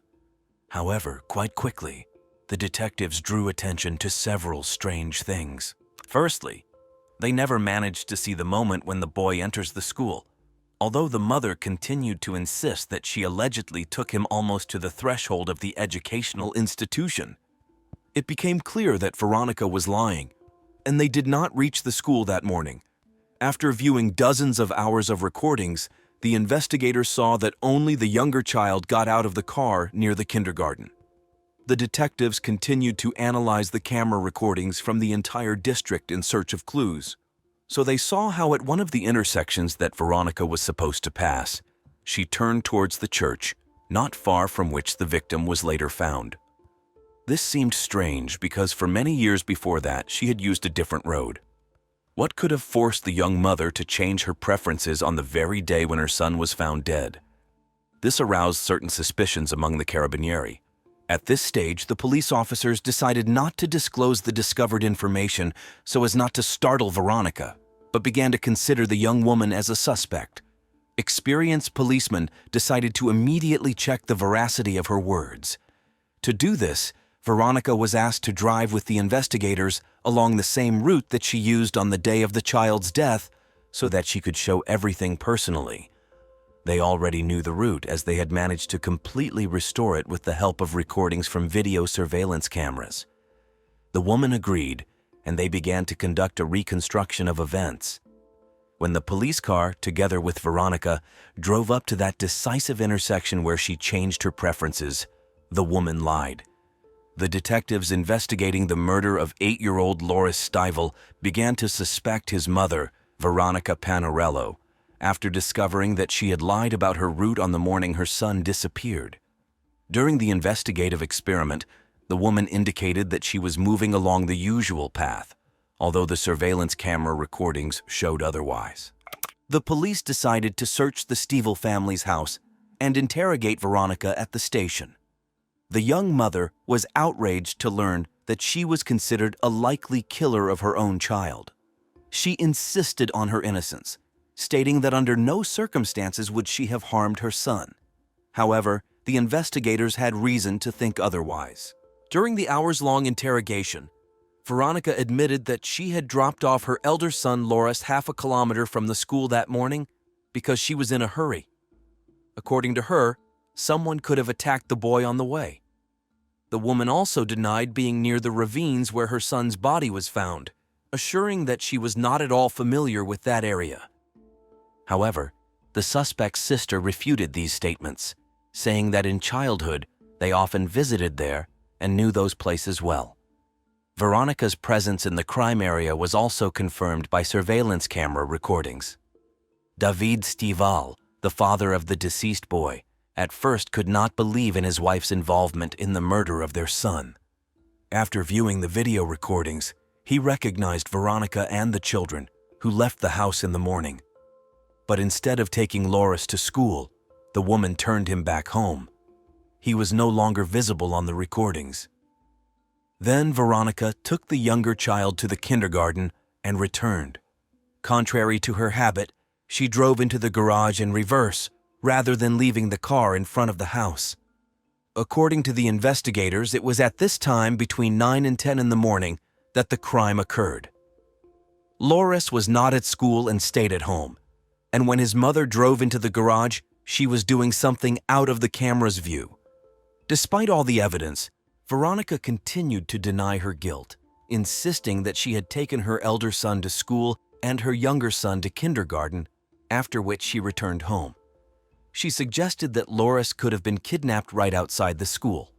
But the police did not believe this because they saw on the video how at 9:23 Veronica left the house again, and just 2 minutes later she was heading towards the old mill, where her son's body was soon found. Returning home at 9:38, she was definitely alone. Given the speed of events, the boy most likely was no longer breathing when he was thrown into the ditch. At 9:41, Veronica was already on her way to her usual cooking classes. She left early to arrive by the start of classes at 10 in the morning and not arouse suspicion. There, no one noticed any changes in her behavior. GPS data from Veronica's phone and car confirmed her movements established by the investigators. Unfortunately, the collected evidence was not yet sufficient for an official accusation, so the young mother was simply placed under arrest, and law enforcement officers continued to search for irrefutable evidence. At some point, it seemed that the suspect was about to be exposed, but suddenly, a policewoman who was on duty near the school turned to the station. She claimed that she had seen Veronica dropping Loris off at the educational institution on the day of the murder. However, the investigators did not trust these statements too much because they contradicted the video recordings. The policewoman could have simply confused the days since Veronica performed the same actions every morning. Meanwhile, the main suspect was behind bars, desperately proving her innocence. But the seeds of doubt had already been sown. When the carabinieri told David about the discrepancies in his wife's route, he also acknowledged her behavior as suspicious and sided with the investigation. The police saw this as an opportune moment to obtain a confession. They understood that the suspect most likely trusted her husband, so they decided to arrange a meeting between them, during which Davide would try to elicit some new details from his wife. After all, Veronica was the only person who had complete information about the events of that tragic morning.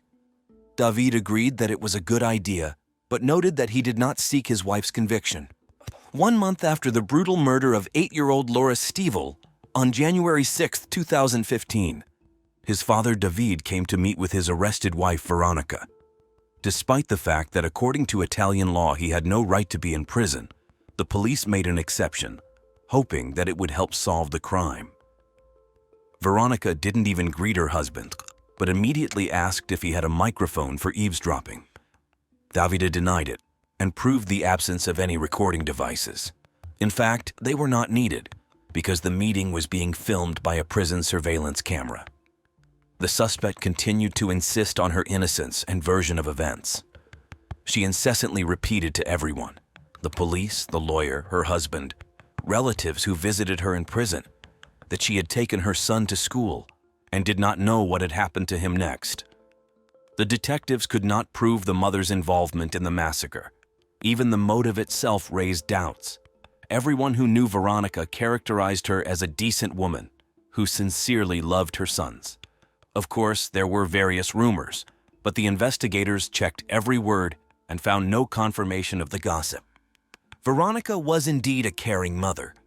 The only lead that seemed plausible to the detectives to explain the crime could be depression or emotional instability. The main suspect was indeed in a very depressed state, which only worsened due to her imprisonment. The investigation had reached a dead end, and it occurred to the investigators to allow the mother to visit the child's grave to say goodbye to him. Veronica was taken to the cemetery, accompanied by a whole motorcade of 10 cars with flashing lights on. It seemed as if a dangerous maniac was being transported through the city. A listening device was installed on the tombstone, of course. The officers were sure that by leaving the mother alone with her deceased son, they would hear an apology or a confession of murder. And Veronica started talking. But these were not at all the words that the police expected to hear. She was sobbing, praying, and swearing that she knew her boy's killer and would punish him. This came as a complete surprise to the carabinieri. Later, she was put in a car to be taken back to her cell. On the way, the young mother suddenly reported that at her son's grave she had some kind of insight. She admitted that she had begun to recall the events of that fatal day, which had previously eluded her memory. However, Veronica was not going to share this with the detectives. Instead, she expressed a desire to meet with her husband again. On November 6, 2015, David visited Veronica again. Of course, like all visits behind prison walls, this meeting was also recorded. This time, the main suspect admitted for the first time that she thought she had not taken the child to school at all on the day of his disappearance. The woman complained about difficulties in expressing her thoughts as she found herself in an unusual state. According to Veronica, that morning she seemed to have fallen out of reality and everything around her seemed shrouded in fog. From her fragmentary memories, she was able to recreate how she took her younger son to kindergarten and then returned home, where Loris was supposed to be. She left her elder son at home because he did not want to go to school. But when she returned, Veronica did not find the boy. Being in a strange state, she thought that she had already taken him to school, but realized her mistake when she came to pick up the child from school, and he was not there. The police, of course, did not believe the new version, but were convinced that they were moving in the right direction. It almost resembled the very confession they had needed for a whole year to bring the killer to justice. They considered her excuse of memory loss an attempt to mitigate her guilt and get a shorter sentence than she deserved. However, not everyone shared this point of view, since the woman's condition really caused concern. Unfortunately, the younger son was still too young and could not testify to the police about whether he had seen his brother that day. Despite their confidence in Veronica's involvement in the murder, the Carabinieri decided to meet her halfway and suggested going home in the hope that it would help unlock new memories. She was led through the rooms, which remained unchanged from the day of the boy's death. When the main suspect entered Loris's room, something theatrical began to happen. She started speaking in her son's voice and reproducing the dialogues that she allegedly had with him that morning. The detectives saw how emotionlessly she was doing it, and at that moment they became convinced that before them was a true pathological liar and manipulator who was once again trying to lead the investigation away from the truth. But could she, being in her right mind, have been deceiving everyone for more than a year? During this time, dozens of specialists had spoken with the suspect. Despite the fact that the police officers were not sure about the reliability of the new version of events told by the young mother, many still believe in it to this day. According to Veronica, after returning home from the kindergarten, she started washing baby bottles. Her elder son, Loris, did not want to go to school, so the woman allowed him to spend the whole day at home. While the mother was doing household chores, the boy was in his room. Veronica did not hear anything suspicious, but when she entered her son's room sometime later, she saw his blue body with cable ties tightened around his neck. The child had probably been playing with them and tried to tighten them around his neck. The ties were connected to each other like a necklace. As the woman recounted, her son froze with frightened eyes. He was pulling on one of the ends of the ties, thinking that this way he would be able to open them, but in fact, he was only tightening the deadly trap even more. The mother knew how they worked, but realized that she would not be able to tear them apart with her hands, so she ran to the kitchen for scissors. When the story's heroine returned and cut the fatal ribbon, the boy was no longer showing signs of life. He had lost consciousness and was not breathing. According to Veronica's confession, she had a panic attack. She immediately took her cell phone and tried to dial the emergency service number. However, she was shaking so much that she simply could not dial the number. Her fingers were missing the buttons, and the numbers were blurring before her eyes. After all this, Veronica realized that she would be the one blamed for what had happened. Being in an inadequate state, she decided to get rid of her son's body. Later, the forensic medical examination confirmed the presence of scratches on the child's face and neck. They resembled real attempts to tear off the cable ties from him with fingernails. Unfortunately, the ties had cut too deep into the skin, so it was impossible to tear them off with hands. According to the investigators, in a panic, the mother could have pulled on one of the ends of the ties herself, which further aggravated the situation and finally cut off the access to oxygen. At this stage, the police decided to clarify the information and, if possible, awaken new memories, so Veronica and Davide were again taken to the place where Loris was found. Here, the mother admitted that she had indeed thrown the child into the ravine, but continued to deny that she had dealt with him herself. She still could not explain why the boy had no underwear. This circumstance did not fit into her story in any way. It also raised great doubts as to why an 8-year-old intelligent child would put these ties around his neck, tighten them more and more, and not even call for help. Later, the suspect recalled that the ravine turned out to be too deep, so the pants accidentally slipped off the body, and it twisted as the boy rolled to the bottom. At the trial, the prosecution tried to refute the mother's confession. Her uncharacteristic behavior was the most alarming. Veronica parked the car in the garage in a very unusual way, so that it was really convenient to load the body unnoticed. However, this happened at a moment when she could not yet have known about her son's death. According to her confession, he died later. In the opinion of the prosecution, this indicated the intentional nature of the murder. The defense continued to insist that the mother did not kill the child, but that he himself died due to negligence. Realizing the severity of what had happened, Veronica simply got scared. The woman was in a state of shock, so she took the body out and threw it away. However, she could not answer one of the key questions. The prosecution could not understand why she took the underwear off the boy and then put his pants back on.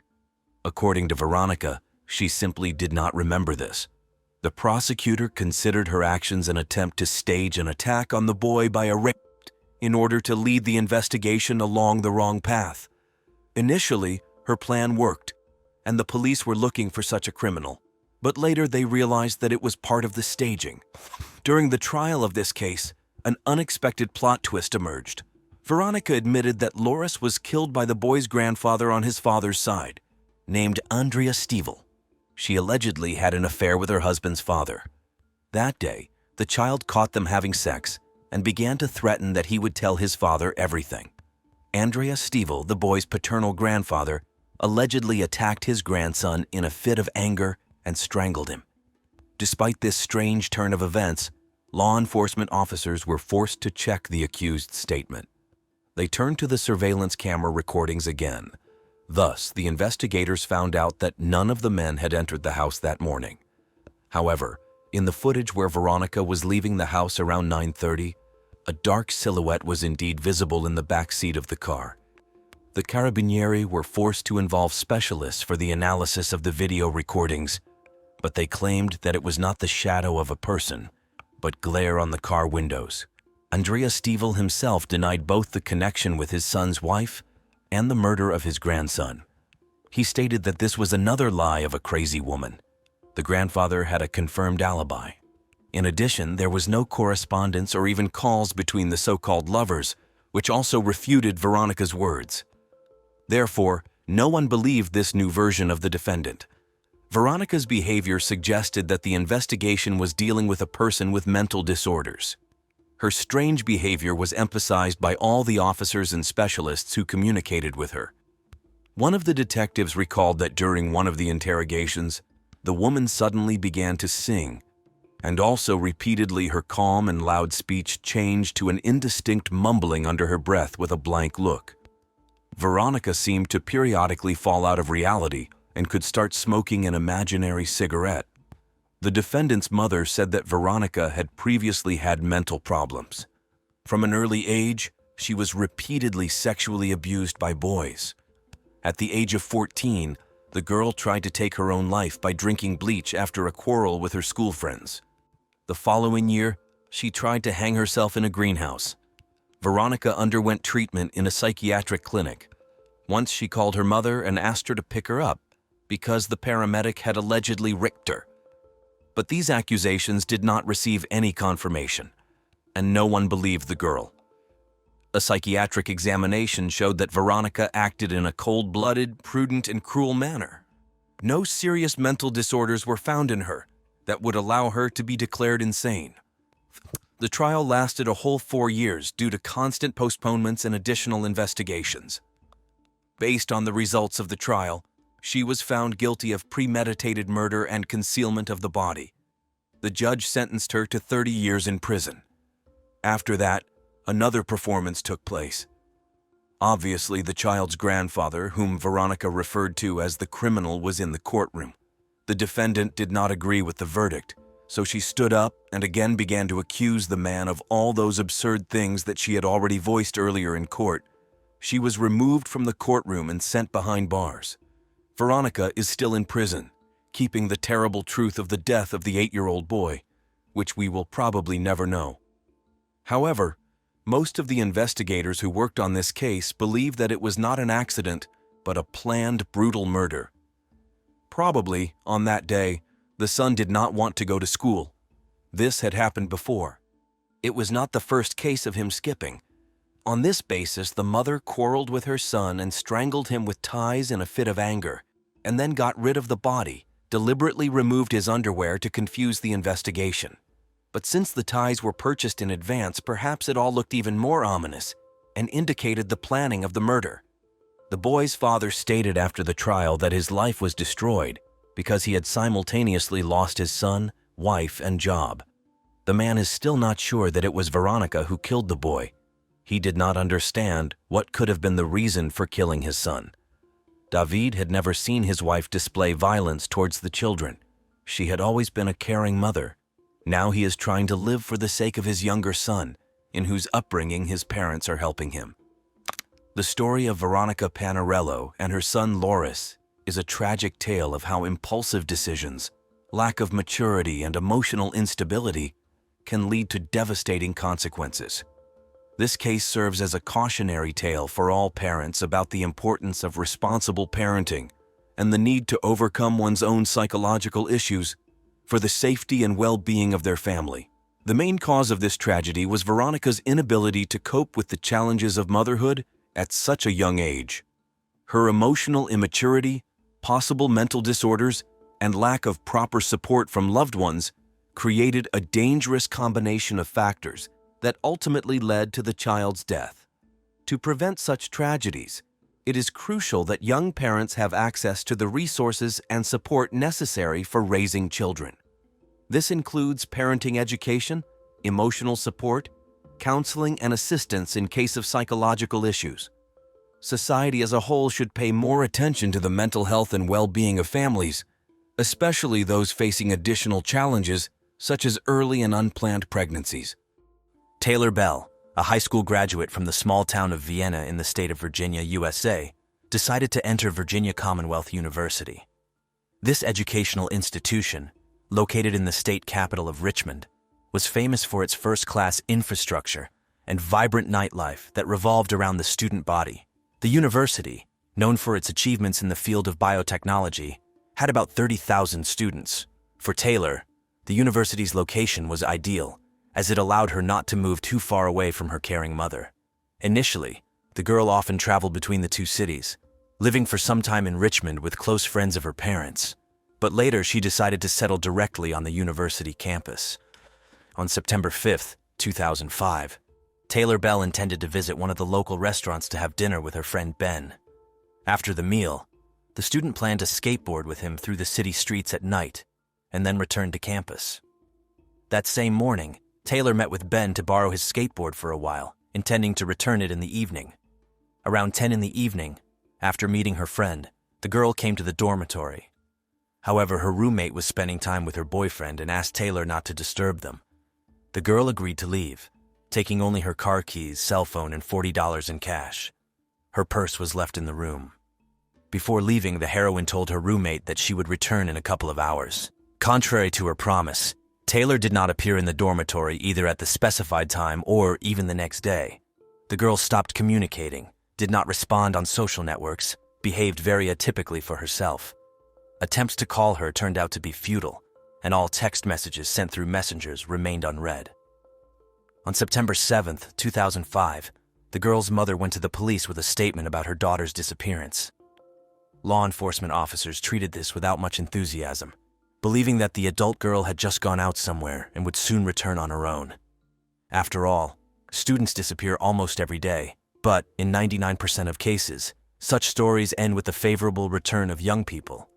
Guys and girls can disappear for several days or more, spending time at parties with friends. A week had passed since Taylor's disappearance, and the police officers had not found out anything. Under pressure from the missing girl's relatives, the officers finally took the case seriously. They checked Taylor's activity on social networks and on her mobile phone, but found that the girl had completely stopped using them. This convinced law enforcement that the family was telling the truth, that something bad had happened to Taylor. Moreover, all the girl's things, including clothes, cosmetics, money, and a purse, were left in the dorm room. Taylor had never been out for long without these things before. In addition, no transfers or payments were recorded on her bank cards, which finally convinced the detectives of the seriousness of the situation. The police turned to the public for help through the media, but unfortunately this did not yield any results. Soon, Taylor's car was found, a white 1997 Ford Escort. It was parked just a few kilometers from the university campus. Law enforcement decided to put the car under surveillance for at least 12 hours, hoping that the likely criminal would return to it. Unfortunately, this did not happen, so the car was sent for examination. Taylor had no idea that her disappearance would become a real nightmare for the police, and especially for her loved ones. At the initial stage of the investigation, the detectives came across the first alarming find. It turned out that license plates stolen 2 months before the girl's disappearance were installed on Taylor's car. This suggested the involvement of a quick-witted and knowledgeable criminal in the case. As it became known, the numbers were registered in the state of Ohio. Investigators found that they belonged to a former resident of that state who had recently moved to Richmond. The owner of the numbers turned out to be a student who had previously reported their theft to the police. His words were confirmed, so suspicions were removed from him. In fact, such a trick was not something extraordinary, because some criminals resort to such tricks in order to confuse the trail and gain extra time. To obtain more information, experts from various fields were involved in the inspection of Taylor's vehicle. However, despite a thorough examination, this did not yield any results. Analyzing the missing girl's social circle, investigators immediately drew attention to a 38-year-old amateur photographer named Ben Folly, with whom Taylor was friends and met shortly before her disappearance. The man had no alibi for that evening. His testimony was confused and contradictory. He could not clearly explain where exactly he spent the night after Taylor's disappearance. Ben's apartment was of particular interest to detectives. They obtained search warrants for his home, as well as the room on campus that the missing girl shared with her roommate. The man immediately got on the list of suspects because after questioning, investigators concluded that there was an intimate relationship between him and Taylor, and that he was clearly hiding something. During a check of Ben's computer, shocking facts were discovered. It turned out that the man owned several sites where he posted quite specific content. On one of these resources, he published photos of naked and half-naked girls, and all of them were much younger than him. Some of them were minors. There were even pictures of very young children aged 3-4 years. The missing girl also posed for Ben. Taylor's mother was convinced that the photographer was using her daughter's photos illegally. In addition to these dubious activities, Ben had a criminal history related to stalking and domestic violence. Immediately after the start of the investigation, it was noticed that the man began to hastily delete his sites, probably trying to hide something from the police. He even sent a message to his subscribers about the need for an urgent cleaning. It should be noted that Taylor lived in the early 2000s, when young people were just beginning to actively use the internet. It was all new. Previously, in order to find out something about a person's identity, it was necessary to communicate with them personally or with their immediate environment for a long time. However, the example of Taylor and Ben clearly demonstrated to detectives how easy it is to obtain valuable information about a person from social networks. Studying the girl's digital footprint on the internet, the police paid attention to her profile on the suspect's website. Here, Taylor appeared completely different than in real life. Instead of a self-confident, sociable, and active girl, she seemed a frightened and withdrawn person. Judging by the restrained description in the profile, she was looking for new acquaintances in Richmond, since she had recently moved and did not know many people in this city yet. Investigators managed to find out that Taylor last logged into this site on September 4, 2005, less than a day before her disappearance. That day, the girl actively corresponded with several friends. Basically, these were light, easy conversations with jokes. Already after Taylor disappeared and people began to worry about her, a huge number of messages with words of love and support were sent to her address. Numerous friends of the girl by correspondence sincerely wished that she would return home as soon as possible, safe and sound. They did not even suspect what the heroine of this story really had to go through. Police uncovered the main suspect's dark secrets step by step, and there turned out to be quite a few of them. Having analyzed the history of correspondence over the past few months, the detectives concluded that most of Taylor's online communication consisted of dialogues with Ben. As it turned out, very frank conversations took place between them, from which it followed that the couple had an intimate relationship once, and this happened even before the girl moved to the campus in Richmond. The missing girl's friend reported that after intimacy with Ben, Taylor no longer wanted to maintain an intimate relationship with him, but continued to communicate as a friend. Also, police officers noticed that after the start of the investigation, Ben began to hastily delete and edit his messages, which only increased their suspicions that the man had something to hide. The relationship between Ben and Taylor also included shooting explicit photos. Even before moving to Richmond, the girl repeatedly visited Ben. For meetings, they chose unusual locations, for example, abandoned old buildings. Of course, this is not the best place for dates, but Ben insisted on such conditions for creating explicit shots. He believed that the gloomy atmosphere was ideal for the embodiment of his ideas, and he considered his work as works of art. In many messages, the name of the couple's favorite place was mentioned, Belle Isle, located on the James River in the very heart of the city. Analyzing the correspondence, the investigators concluded that Taylor herself, despite her young age, took the initiative in the relationship with Ben. At the same time, the police suggested that an adult man still had some influence on the girl, because the age difference was a whole 20 years. Taylor herself, in her messages, called this difference life experience and did not see anything wrong with it. An important role in the investigation was played by Taylor's personal diaries, which the detectives managed to find. These records reflected the typical experiences of a teenager who had already left childhood but had not yet reached full maturity. Here were doubts, fears, anxieties, and thoughts that the girl could not share with anyone. For his part, Ben was known for his attraction to very young girls. All these facts, together with the history of violations of the law, played against him. Of course, Taylor, being a student, did not suspect that Ben was publishing explicit photos in which she posed on the internet. The girl sincerely believed that they were doing art solely for themselves, and no outsiders would see these pictures. According to investigators, she became another victim of the alleged criminal. From the pages of the diary, the police learned that Taylor met with different men, preferring those older than herself. Her idol was actor Johnny Depp, whose features she subconsciously sought in every adult acquaintance. Many believed that Ben outwardly resembled a celebrity. Perhaps this is what attracted the girl to him. At that time, there was no information about Taylor's fate.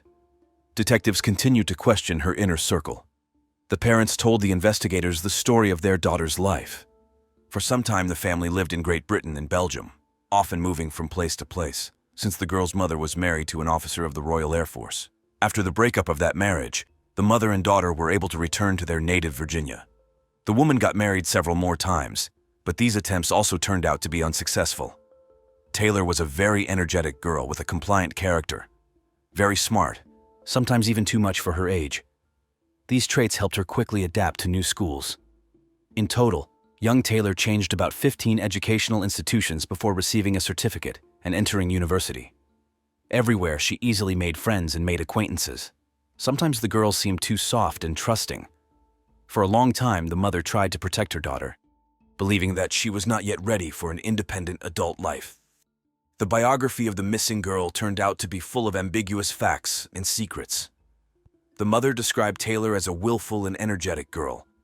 She grew up in a privileged environment surrounded by conservative and wealthy people. However, Taylor wanted to know the other side of life too, so after entering university, she decided to move to another city and settle on campus in order to achieve her goals on her own.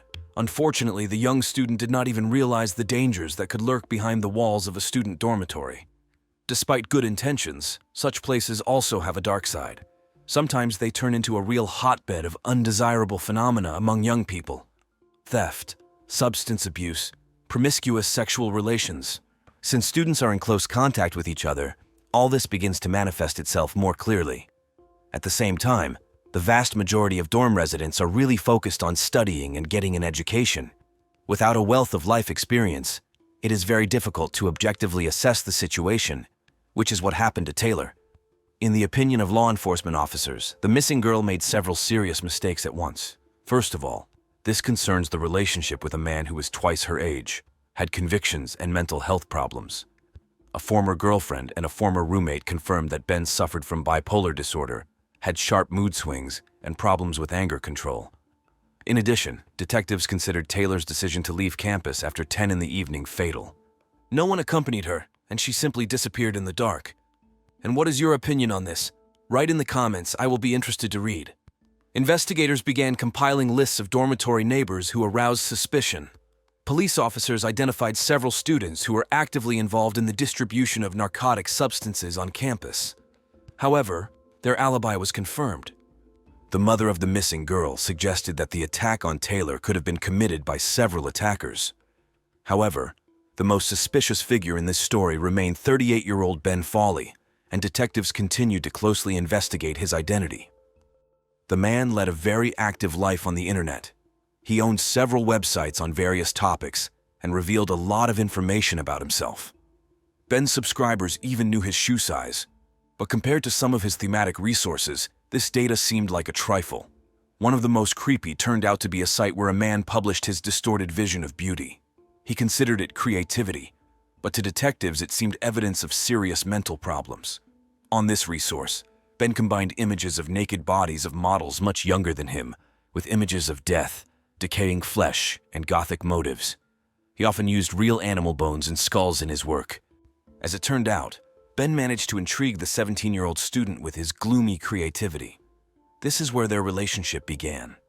It became known that before disappearing, Taylor felt lonely. In her notes, the girl admitted that she missed her friends who remained in her hometown. She had close friends and comrades, and in Richmond she had not yet managed to make enough acquaintances. Probably, that's why she communicated with the eccentric Ben.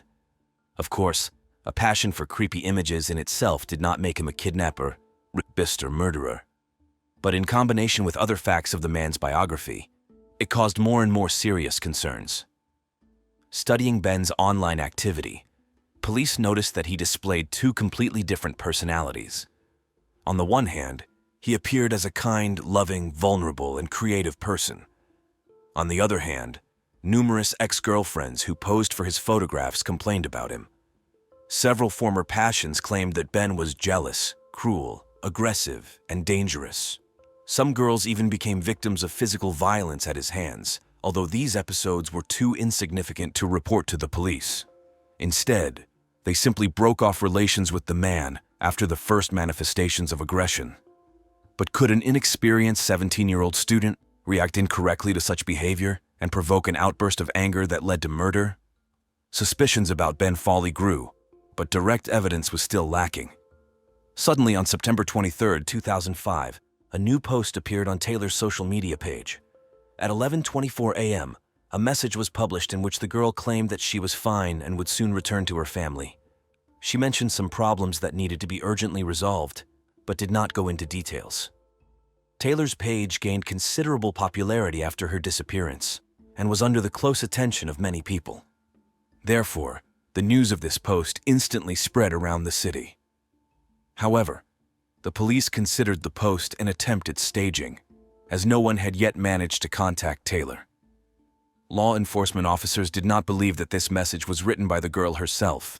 On the same day that the new post appeared, the main suspect, Ben Folly, was arrested on charges of creating and storing pornographic materials involving minors. But the man insisted that none of the photographs found in his apartment belonged to him. According to him, these pictures were left by the previous tenant of the dwelling. At this stage of the investigation, the police had not yet charged Ben with official charges of involvement in Taylor's disappearance. In fact, he was not the only suspect in this case, but he certainly turned out to be the most colorful figure on the list. Given the time that had passed, the likelihood that the girl was still alive was extremely low. However, the investigators did not yet have convincing evidence against Folly. In any case, the trial regarding the obscene photos gave the detectives extra time to work while the suspect was behind bars. Meanwhile, the police came across a strange post by Ben published on September 8th. According to his story, he was attacked that evening. The man even had to file a report about this with the police.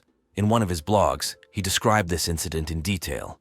According to Ben, 3 or 4 attackers attacked him. They immediately put a black bag over his head so he could not see their faces. Folly got away without serious injuries, but the attackers threw him out of the car somewhere on the outskirts of the city in the morning. They stole $20 from him, a camera and a tripod. The man had to walk to the city for a long time. However, during searches in his house, investigators found several expensive tripods and professional filming equipment at once. Such a variety of equipment looked suspicious, because officially Ben did not work anywhere and lived on disability benefits due to bipolar disorder. The main suspect definitely could not afford such expensive purchases while receiving only state payments. Investigators intensified their efforts, trying to gather as much evidence as possible during a search of Folly's home. They managed to find several boxes with provocative items, from cold weapons, such as a huge machete, to sadomasochistic paraphernalia. Of course, the man claimed that all this was a prop for photo shoots. In addition, a suspicious stain resembling blood was found in Ben's house. Samples were sent for analysis. After the publication in the media of information about the seized items, suspicions about the amateur photographer with eccentric artistic views only intensified. Interestingly, the bloodstain was found on the man's bedspring frame. Experienced police officers immediately asked themselves the question, How much blood would have to be shed for it to soak through the mattress and reach the springs? During searches of the area around Folly's house, several strange items were found in a dumpster, including a necklace and a watch. Clearly not the kind of accessories that people usually just get rid of. The police were also puzzled by the huge machete found in Ben's home. However, according to his statements, it served as a prop for photo shoots. In addition, the machete allegedly helped him make his way through dense thickets on the way to abandoned buildings and chop wood for a fire. In fact, the police had at least one more suspect named Jesse Schultz, whom they also thoroughly checked. It turned out that this was a 22-year-old student whose trail was managed to be found with the help of service dogs. When Taylor's car was found, specially trained dogs were used to search for the alleged criminal's scent traces. In the end, the scent trail led to the house where this young man lived. According to Jesse's confession, he began dating Taylor in August 2005. It was during this period, almost immediately after the girl moved to Richmond, that alarming entries appeared in her diaries. The Schultz family turned out to be the same friends of Taylor's father with whom she lived in the first days after arriving in the city. Despite all the efforts of the investigators, the truth about what happened to Taylor turned out to be much more terrible than they could have imagined. Taylor immediately began to complain about the son of the Schultz couple. According to the girl, the young man was so intrusive in his courtship of her that she no longer felt safe under their roof. This is what caused her to move to the university campus. However, Taylor did not mention that they were dating. After the service dogs picked up the trail that led to Jesse, law enforcement officers conducted thorough searches in his home. Traces of narcotic substances were found in the guy's room, which gave grounds for his detention. However, no concrete evidence of Jesse's involvement in Taylor's disappearance was found. In addition, he had a reliable alibi, so his name was soon crossed off the list of suspects. On October 5, 2005, investigators spoke with one of the missing girl's friends named Kevin. Despite the fact that they only met 4 times in total, this was enough for Kevin to get the impression of Taylor as an extremely trusting person.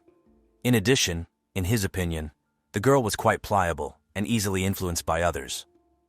The last time they saw Taylor was the day before her disappearance.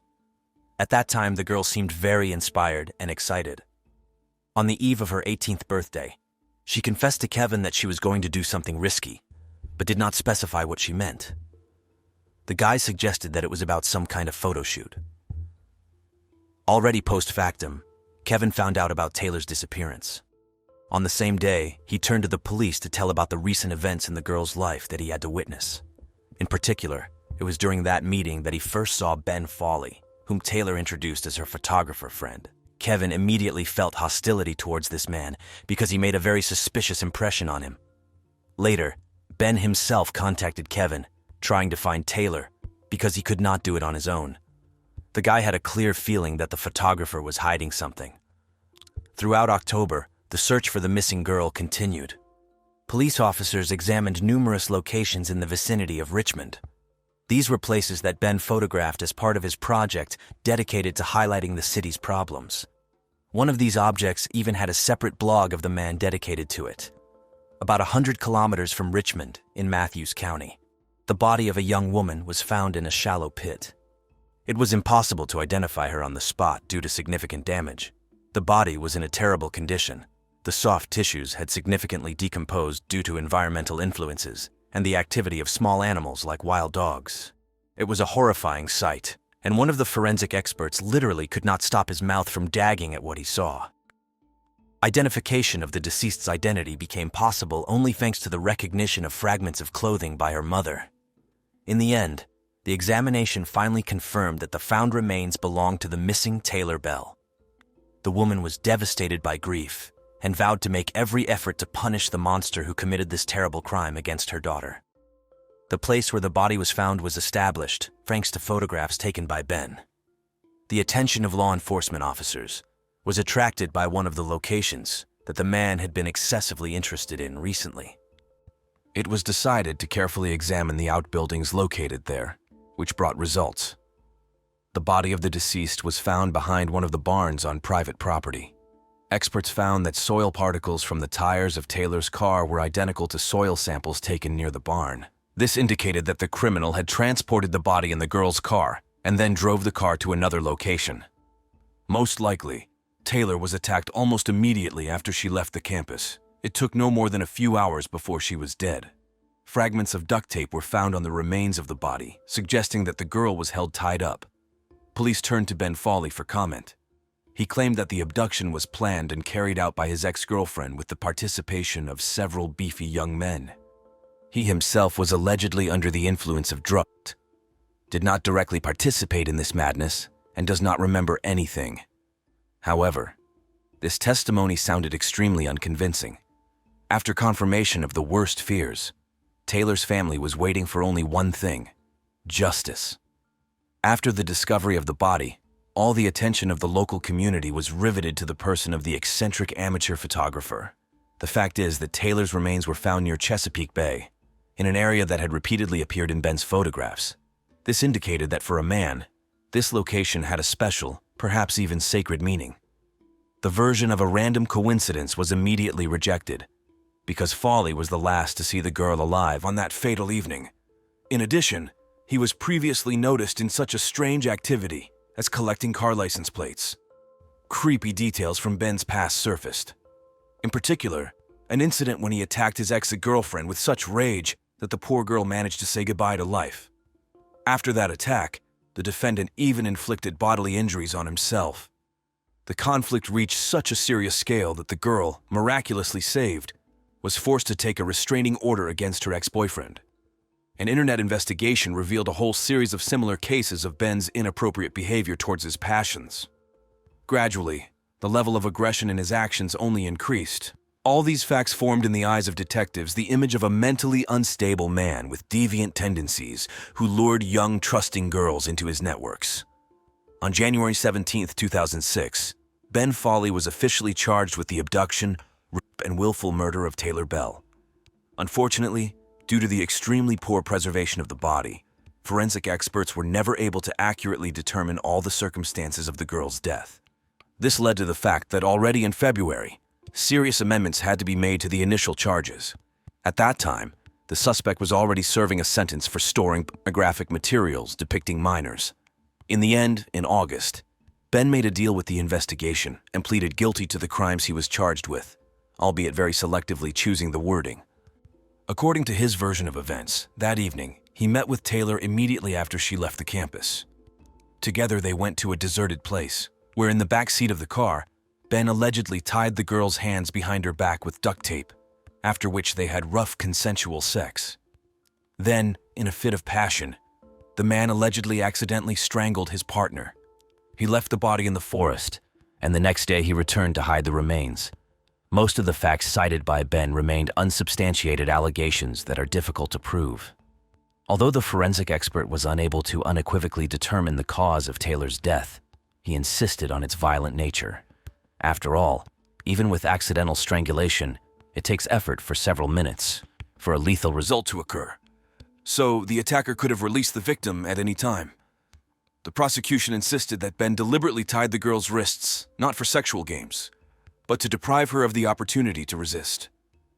And this meant that the whole story he voiced was a complete lie and the events unfolded in a completely different way. Folly stood his ground, assuring that the duct tape was part of a role-playing game. However, no one believed this version. Taylor's friends stated that she was never interested in extreme sexual practices such as asphyxia or bondage. While recreating the picture of events described by the accused, the investigators came to an unambiguous conclusion that the scenario he voiced does not stand up to any criticism. In the cramped space of a car, and even with her hands tied behind her back, the girl would be in an extremely uncomfortable and vulnerable position. Taking into account Taylor's character and habits, it is unlikely that she would voluntarily agree to this. A much more plausible version looked like Ben kidnapped, raped, and then killed his victim. The main motive for the crime was considered the girl's refusal to have an intimate relationship with Folly. During the court session, the prosecutor read out a letter that the defendant sent to his ex-girlfriend. It contained the following lines: "I am the cause of Taylor's death. I deserve imprisonment." These words could well be interpreted as an admission of guilt. Ben decided to make a deal with the prosecution and pleaded guilty to second-degree murder. The rest of the charges against him were dropped. In February 2006, the hapless photographer was sentenced to 30 years in prison. Taylor's mother was finally able to breathe a sigh of relief. Now the woman knew that the soul killer who took the life of her only daughter had been justly punished. Courtney Clenny, a young and attractive blonde who craved fame, found herself at the center of a scandal due to the tragic death of her boyfriend, Christian. Despite the girl's and her lawyer's claims of self-defense, the evidence gathered during the investigation points to a deliberate murder committed by Courtney. From the age of 13, Courtney, whose real name is Courtney Clenny, had a clear plan for achieving popularity. After moving with her family to Austin, Texas, she began her journey in show business by participating as an extra in films. The girl dreamed of becoming a Hollywood star and did not miss any opportunity, appearing in commercials for well-known brands such as Pepsi. The pursuit of fame and popularity from a young age can often lead to disastrous consequences, especially when ambition outweighs common sense and moral principles. Courtney understood that her attractiveness and charisma were powerful tools for attracting attention. She actively developed her career, appearing in music videos of popular performers and posing for the men's magazine Playboy. Later, she managed to land a few small roles on television and in movies.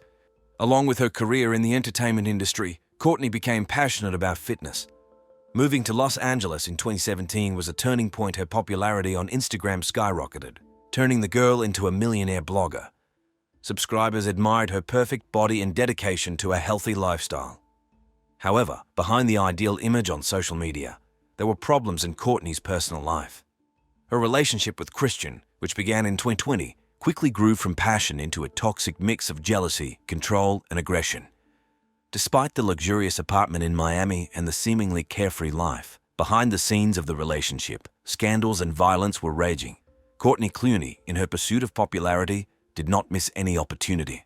Starting from 2015, she began appearing in music videos of famous artists. It was an important step in her career, as it allowed her to gradually move from being an extra to more prominent roles in advertisements and music videos. The path to fame is rarely easy and often requires gradual advancement, taking advantage of every opportunity. At the same time, Courtney posed for the men's magazine Playboy, which undoubtedly added to her recognition. Later that year, she managed to land a few small roles on television and in movies, which was another step in her career. However, Courtney did not limit herself to just the entertainment sphere. She also became passionate about fitness and decided to try her hand in this field. In 2017, the girl took a bold step moving to Los Angeles. This decision turned out to be fateful, as her popularity on Instagram skyrocketed, turning Courtney into a millionaire blogger. Subscribers were delighted with a beautiful and athletic girl who regularly shared her workouts and achievements. Courtney herself admitted that she was inspired by the example of another fitness model and decided to follow in her footsteps, participating in various fitness competitions. At these events, Courtney's body looked flawless, evoking admiration from the audience. Courtney's popularity on social media continued to grow rapidly, but it was not enough for the girl. She craved even greater fame and scale. It seemed that Courtney was ready to do anything to achieve her goal, and nothing could stand in the way of her ambitions. Unrestrained thirst for fame can cloud the mind and force a person to cross the line of what is allowed. It is important to stop in time and think about the price that will have to be paid for one's aspirations. In her pursuit of even greater popularity and financial success, Courtney Clenny decided to take a bold step, create an account on the OnlyFans platform. This social network allows users to create closed communities where subscribers get access to exclusive content for a monthly fee. Most often, the most popular content on OnlyFans is adult material. Platforms like OnlyFans can become a tempting way for young and ambitious people to get rich quick. However, it is important to understand the potential risks and consequences associated with producing and distributing adult content. Courtney created her OnlyFans profile under the pseudonym Courtney Clenny, maintaining some anonymity. In her profile description, she stated that she works as a full-time fitness model and has two beloved dogs, Jessie and Ranger. The girl was fully aware of her attractiveness and charisma, which would help her attract and retain the attention of subscribers. According to some reports, Courtney managed to earn over $3 million thanks to OnlyFans alone. This impressive amount testifies to her popularity and the willingness of fans to pay for access to her content. Financial success on platforms like OnlyFans can create the illusion of easy money and endless opportunities. In March 2022, shortly before committing a terrible crime, Courtney became a guest on the comedy podcast We're Not Miami. During the interview, she jokingly called herself a crazy toxic girlfriend. Although it sounded like a joke, there is often a grain of truth in such statements. This statement by Courtney may indicate her awareness of her own problematic character traits and unhealthy patterns of behavior in relationships. Perhaps she considered her toxicity and craziness as something attractive or even funny, not realizing the real consequences of such an attitude. Self-irony and jokes about one's own shortcomings can be a way to hide real problems and avoid responsibility for one's actions. It is important to take alarming signals in a person's behavior seriously, even if they are presented in the form of jokes. The We're Not Miami podcast became a kind of harbinger of the tragic events unfolding in Courtney Clenny's life. Her joke about craziness and toxicity turned out to be a chilling prediction of the future, which, unfortunately, became a reality. During her appearance on the podcast, Courtney Clenny was quite frank about her preferences in men. Without any hesitation, she stated that she prefers to date exclusively wealthy black guys. Moreover, Courtney emphasized her dislike for any control or instructions from a partner, which indicates her independent and strong-willed character. Such candid statements about racial and financial preferences when choosing a partner may indicate a superficial attitude towards relationships and a potential tendency towards mercantilism. The victim in this tragic story was Christian, also known as Toby Obums. Like Courtney, he was originally from Texas, but relatively little information is available about him. From the available data on social networks, it is known that Christian studied communications at Texas Tech University and was engaged in trading. Courtney and Christian met and started dating around 2020. Initially, they lived together in a hotel, but later moved to a luxurious apartment in a 53-story building in Miami. Their residence was located on the 23rd floor with a stunning view of the waterfront. The couple enjoyed all the advantages of a wealthy life, including a private elevator that took them directly to the door of their apartment. Despite Courtney's active presence on social media and her growing popularity, Christian was much more restrained in his online activities. He rarely appeared in public, and even in videos with Courtney, his presence was minimal. This may indicate his unwillingness to be in the spotlight or a certain discomfort with the publicity of their relationship. It seems quite strange that despite living together in a luxurious apartment in Miami, Courtney and Christian never flaunted their relationship on social media. Perhaps it was a conscious decision of the couple, or evidence of certain problems in their relationship that they tried to hide from prying eyes. The discrepancy between the public image and the real state of affairs in a relationship is often an alarming signal. If people excessively hide their personal life or avoid demonstrating their relationship, it may indicate the presence of serious problems or even abusive patterns of behavior. The luxurious apartment where Courtney Clenny and Christian Obums lived was registered exclusively in the girl's name. According to available information, the monthly rent for this residence reached an impressive $10,000. At first glance, the couple enjoyed an ideal life of luxury and prosperity. However, behind the closed doors of their relationship, serious problems were hidden, invisible to the outside eye. An alarming signal about the unhealthy state of Courtney and Christian's relationship was the information about numerous police calls to their apartment. In the period from January 2022, when the couple moved into the apartment, until the moment of the tragedy, law enforcement officers were called at least 7 times. It is striking that all these incidents occurred within just 4 months of living together. On April 6, 2022, the world was shaken by the news of a brutal murder in this luxurious skyscraper. The media reported a fatally wounded man, but the name of the suspect in the crime had not yet been revealed. The police discovered the body of a 27-year-old victim with a fatal stab wound. Later, friends recognized the deceased as Christian Obums and provided law enforcement with information that he lived in this building with his girlfriend, Courtney Clenny. The tragic death of a young person is always a great loss and shock for loved ones. It is especially chilling to realize that the murder took place in a place that was supposed to be a safe haven, one's own home. Initially, friends characterized Christian as a smart and energetic guy. However, as new details about his relationship with Courtney emerged, it became clear that behind the external gloss, there were serious problems. It turned out that the couple had experienced instances of both physical and moral abuse from both sides. In particular, one of the neighbors claimed to have witnessed Christian raising his hand against Courtney. At the same time, the couple's friends spoke of instances when they saw Courtney hit Christian. Domestic violence is a serious problem that, unfortunately, is often hushed up and ignored. Victims often feel ashamed or afraid to talk about their experiences, especially when the aggressor is their partner. It is important to remember that violence can never be justified, and everyone deserves a healthy and safe relationship. These testimonies paint a chilling picture of a toxic and abusive relationship that led to a tragic denouement.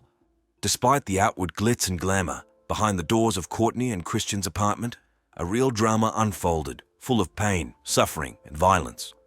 Despite the perfect picture that Courtney Clenny and Christian Obunz displayed on social media, the reality of their relationship was far from a fairy tale. It is enough to look behind the scenes of the glossy photos to discover the chilling truth, a toxic relationship full of violence and manipulation. One should not blindly trust the ideal images that people present online, because reality can be much darker and more painful. When information about Christian's potential killer became public, Courtney wasted no time and immediately hired a lawyer named Frank Prieto. The defense attorney immediately stated that the girl acted exclusively in self-defense and was herself a victim of domestic violence by Christian. Prieto claimed that on the day of the tragedy, Christian broke into the apartment without Courtney's permission, since the residence was registered only in her name, and the couple was allegedly separated and not living together at that time. The lawyer insisted that Christian's only purpose when he illegally burst into the apartment was to commit violent acts against Courtney. According to the defense attorney, the former partners had broken up a month before the horrible incident. Courtney's mother said that her daughter was afraid to even leave the house, as her ex-boyfriend was constantly trying to break down the door, and when he failed to do so, he slept right on the stairwell, waiting for an opportunity to get inside. Obsession and stalking by former partners is a serious problem that can escalate into tragedy. Victims often feel helpless and frightened, not knowing how to protect themselves from the aggressor. A few days before the tragic incident, the police were called to Courtney and Christian's apartment. Law enforcement officers noticed bruises on the girl's arms and legs, which could indicate the use of physical force. According to the defense version, Courtney stabbed Christian only after he knocked her to the floor and tried to grab her by the throat. This situation allegedly forced the girl to resort to radical measures to save her own life. However, despite all the lawyer's arguments, many questions and doubts remained about the veracity of this version of events. Was Courtney really a victim defending herself from an attacker, or was there something more sinister and premeditated behind it? Write your opinion in the comments. Christian Obunz's family was shocked and outraged by the statements of Courtney Clenny's lawyer about self-defense. They categorically refused to believe that the knife wound that led to the death of their son and brother was justified and necessary for protection. Loved ones described Christian as a caring, kind, and athletic guy who could not pose a threat to his girlfriend. As it became known, the murder occurred on April 3 days before the media picked up this news and it gained publicity. According to the autopsy results, Christian received a penetrating stab wound to the chest, which caused him fatal injuries. The blade entered the body to a depth of 7.5 centimeters, which indicates the force and intent of the blow. However, Courtney Clenny's behavior after the incident raised even more questions and outrage from the public. On October 8, just 5 days after she killed her boyfriend, the girl was spotted in a bar in Miami with her father. It seemed that she felt quite well and did not show any signs of stress or worries about what had happened. Such brazen and carefree behavior of a murder suspect is shocking and outrageous. It is hard to believe that a person who has just taken the life of their partner can return to their usual way of life so quickly, as if nothing had happened. This may indicate a lack of remorse, empathy, and awareness of the consequences of one's actions. One of the bar patrons who knew about the murder situation filmed a viral video in which he tried to shame and expel Courtney from the establishment. In the recording, you can hear the woman being indignant at the fact that the suspect in the murder came to drink and have fun as if everything was fine. This video quickly gained popularity on the web, and in the comments, people expressed the same feelings of anger and indignation at Courtney's act. Viewers could not understand how a girl who had cold-bloodedly killed her boyfriend just a few days ago could be so mentally balanced and carefree. Her behavior defied common sense and raised many questions about her true role and motives in this terrible crime. One of the most outrageous aspects of this case for the public was that Courtney Clenny was not arrested immediately after the incident. Instead of ending up behind bars, the girl continued to live her usual life as if nothing had happened. In June 2022, she returned to her hometown of Austin to be closer to her parents. There, Courtney bought a luxurious house worth almost $1.5 million and transferred the same amount to her father's account. People could not understand how a girl who had just taken another person's life could continue her existence so carelessly, as if nothing had happened. It seemed that Courtney did not expect any consequences for what she had done and felt absolutely unpunished. Another detail that constantly attracted public attention was the racial aspect of this case. A beautiful white girl killed her black boyfriend and did not face punishment for it. In society, and especially among Christians' relatives and friends, there was a growing sense of injustice and the existence of certain privileges for an attractive white woman. Racial inequality and bias in the justice system is a painful and long-standing problem in our society. When a criminal avoids punishment because of their skin color, status, or appearance, it undermines trust in the law and generates feelings of helplessness and anger among the victims and their loved ones. An interesting fact was that Courtney's father, as it turned out, was unaware of his daughter's account on the OnlyFans website. This is a platform where users can share explicit content with their subscribers for money.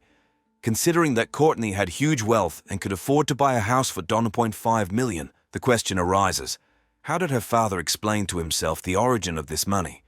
This detail adds even more confusion and suspicion to an already convoluted and chilling story. Did Courtney's father know about her real life and sources of income? Or was he perhaps part of some scheme himself or covering up his daughter's illegal activities? The long-awaited arrest of Courtney Clenny took place on August 10, 2022 in Hawaii, where she was staying in a rehabilitation center. The reason for her stay in the facility was substance abuse and post-traumatic stress disorder. After being detained, Courtney was taken to Florida, where the next day, August 11, she was officially arrested on charges of second-degree murder. Now let's consider the official version of the events of that fatal day in the timeline, according to the prosecution. On Sunday, April 3, 2022, Christian Obams left the apartment he shared with Courtney in Miami around 1 o'clock in the afternoon. Later, at 4:23 p.m., he returned home with sandwiches for himself and his girlfriend. An interesting fact is that shortly before Christian's return, namely at 4:01 p.m., Courtney was live streaming on Instagram for her followers. In the video, she was wearing the same clothes that the police later photographed her in after the incident. This detail caught the attention of many people working on the case, as Courtney's behavior seemed strange and inadequate. The fact that the suspect was acting so carefree and relaxed shortly before the tragedy raises many questions. Could she have been planning something terrible while being live, or was it perhaps an attempt to create an alibi? Or maybe her strange behavior was the result of using some substances that affected her consciousness and actions. Many people had the feeling that Courtney was under the influence of psychoactive substances during the live stream. Her manner of communication, gestures, and facial expressions seemed unnatural and strange. This observation only heightened suspicions about her possible involvement in the subsequent tragic events. The question remains open. Was this live stream a spontaneous decision by Courtney, or perhaps part of some sinister plan? Was she trying to deflect suspicion from herself in this way, or create an impression of normality before committing a terrible crime? On that fatal day, Courtney noticed that Christian had turned off the location tracking on his phone when he went out for sandwiches. This detail became another reason for conflict, as jealousy and distrust were constant companions in their relationship. When Christian returned a few hours later, he turned the geolocation back on, but it did not appease Courtney. Obsession with a partner and the desire to control their every step are clear signs of a toxic and abusive relationship. When trust disappears and jealousy becomes all-consuming, it can lead to tragic consequences. Between 4:43 p.m. and 4:49 p.m., Courtney called her mother twice. The first conversation lasted 6 minutes and the second 7 minutes. And it was in the interval between these calls that the irreparable happened. Courtney struck Christian with a serrated kitchen knife. Courtney's mother claimed that she heard her daughter repeating that Christian was lying about something. This phrase may indicate a tense atmosphere and a conflict that was unfolding at that moment. Only at 4:57 p.m. did Courtney finally call 911, summoning an ambulance. At the same time, neighbors, alarmed by the noise, reported the incident to the building's security service, which in turn called the police. The delay in calling emergency services after a violent incident always raises suspicions. Why didn't Courtney immediately call 911 if it was self-defense? Every minute was worth its weight in gold when it came to saving Christian's life. It seems strange that between the attack on Christian and the 911 call, Courtney contacted her mother again. Perhaps she was seeking support or advice in this critical situation, while her boyfriend was bleeding out. When medics arrived at the crime scene, Christian had already lost a lot of blood. Despite all the efforts of the doctors, his life could not be saved. He died in the hospital. During questioning, Courtney categorically denied inflicting knife wounds on Christian. Instead, she claimed that it was Christian who attacked her, and she, defending herself, threw a knife at him from a distance of about 3 meters. According to her, she did not intend to harm him, but only wanted to scare him. Courtney's version of self-defense and accidentally throwing a knife from a distance of 3 meters seems highly doubtful. Firstly, hitting a moving person with a knife from such a distance is practically impossible without special training. Secondly, the nature of the wounds indicated a targeted strike at close range, not an accidental hit. The forensic expert who performed the autopsy on Christian's body also refuted Courtney's version. In his professional opinion, inflicting such a knife wound from a distance of 3 meters could only be done by a professional knife thrower, not an ordinary girl.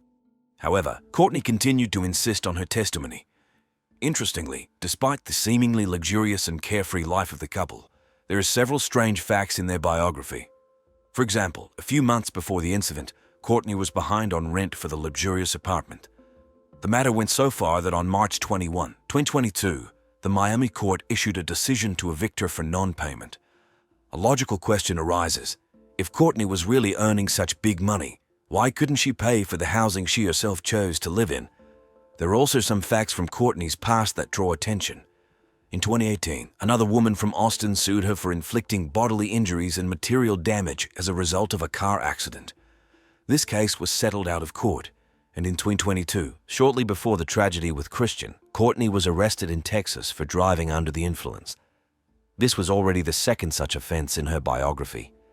Although these incidents are not directly related to Christian's murder, they demonstrate certain behavioral patterns and problems with the law in Courtney's life.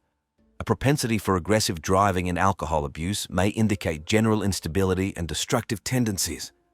Friends of the couple said that at the beginning of the relationship, Courtney and Christian were truly in love and happy. But over time, their relationship became toxic and unhealthy. Constant quarrels, jealousy, insults, and even physical violence became common companions of their life together. The couple regularly broke up and got back together, unable to break this vicious cycle. Any little things could become a reason for conflict, such as Christian looking at another girl. Courtney, who abused alcohol, became especially aggressive and uncontrollable at such moments. Christian's friends noticed that due to constant scandals and insults from the girl, he became more withdrawn and distant. Courtney herself actively tried to isolate the guy from his family and friends. Acquaintances of the couple also told about repeated cases of physical violence by Courtney. She could push, hit, or even spit in Christian's face during an argument. Once, the girl even pushed him down the stairs at a house party. In moments of particular rage, Courtney would literally smash everything around her like a hurricane. Despite this, Christian continued to believe in the relationship and hope for the best. He wrote messages to Courtney saying that he loved her and wanted to work on the relationship. Moreover, when the girl's career took off, Christian became her personal assistant. He helped with the shooting schedule, organizing photo shoots, and so on. Courtney even promised him a percentage of the income from her OnlyFans page. Christian's behavior is a typical example of an abuse victim who continues to justify their abuser and hope for change. He was emotionally dependent on Courtney and could not break out of the toxic bond, despite the numerous manifestations of aggression on her part. From time to time, Courtney seemed to try to make amends for the violence with generous gifts for Christian. However, this was more manipulation than sincere remorse. Verbal apologies from the girl were out of the question. Instead, she created the illusion that expensive presents could compensate for the insults and pain inflicted, and Christian fell into this trap again and again. This pattern of behavior is a typical cycle of violence in abusive relationships. Periods of escalation and aggression are replaced by a honeymoon phase, when the abuser tries to make amends with gifts and promises to change. But without awareness of the problem and professional help, this only leads to an escalation of the conflict. Christian's friends also noted that the more fame and money Courtney gained, the less often she was sober. The girl abused not only alcohol, but also, probably, narcotic substances. This only intensified her unstable emotional state and outburst of aggression. One of the most shocking videos that sheds light on the true nature of the relationship between Courtney Clenny and Christian Obams was captured by a surveillance camera in the private elevator of their building. In the recording, it is clearly visible how Courtney repeatedly hits Christian in the face and also aggressively pulls his hair. At the same time, Christian does not resist and even tries to calm the enraged girl. This video recording is indisputable evidence of domestic violence by Courtney. The fact that such incidents occurred even in public places, such as an elevator, indicates a sense of complete impunity and lack of boundaries in her behavior.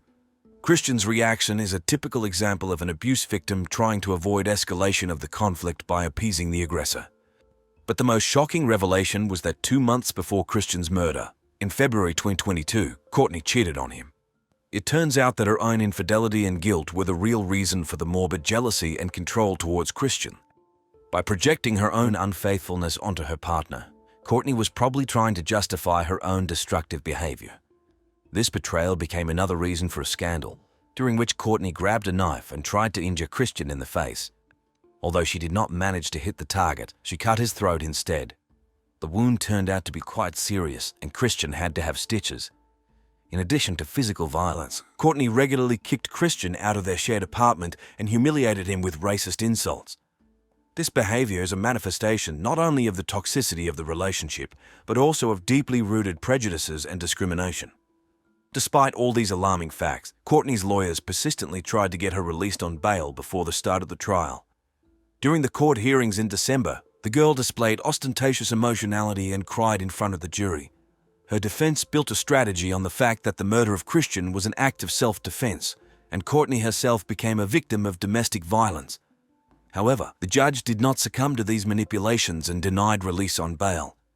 Attempts to present Courtney as a victim, despite numerous evidence of her aggressive and controlling behavior, is a typical defense tactic in such cases. Manipulation of emotions, attempts to shift the blame onto the victim, all this is designed to sow doubt in the jury and gain leniency. But the facts remain facts, and they are clearly not on Courtney's side. At the time of the tragedy on April 3, 2022, there was no doubt that it was Courtney Clenny who took Christian Obam's life. The only question that still needed an answer was whether it was a premeditated murder or an act of self-defense. Courtney herself continued to insist on her innocence and shift responsibility onto the victim. Currently, the girl is in a Florida prison awaiting the final verdict of the court. Her behavior during interrogations raises many questions and surprises. Before the investigator arrived, Courtney talked to herself and allegedly prayed for Christian, although her clothes were completely soaked in his blood. When the detective finally appeared, she apologized for her appearance, as if that was the biggest problem at that moment. Even stranger was Courtney's reaction to the news of Christian's death. When a law enforcement officer informed her of this news, she began to dramatically gasp for air and grab her head. Although people react differently to grief, her behavior seemed unnatural and exaggerated. And the most shocking moment was when Courtney asked to hug one of the investigators, as if seeking comfort and support from him. Courtney's behavior during the interrogation raises many questions about her mental state and the sincerity of her emotions. Her actions seem strange, inadequate to the situation, and possibly calculated to evoke sympathy.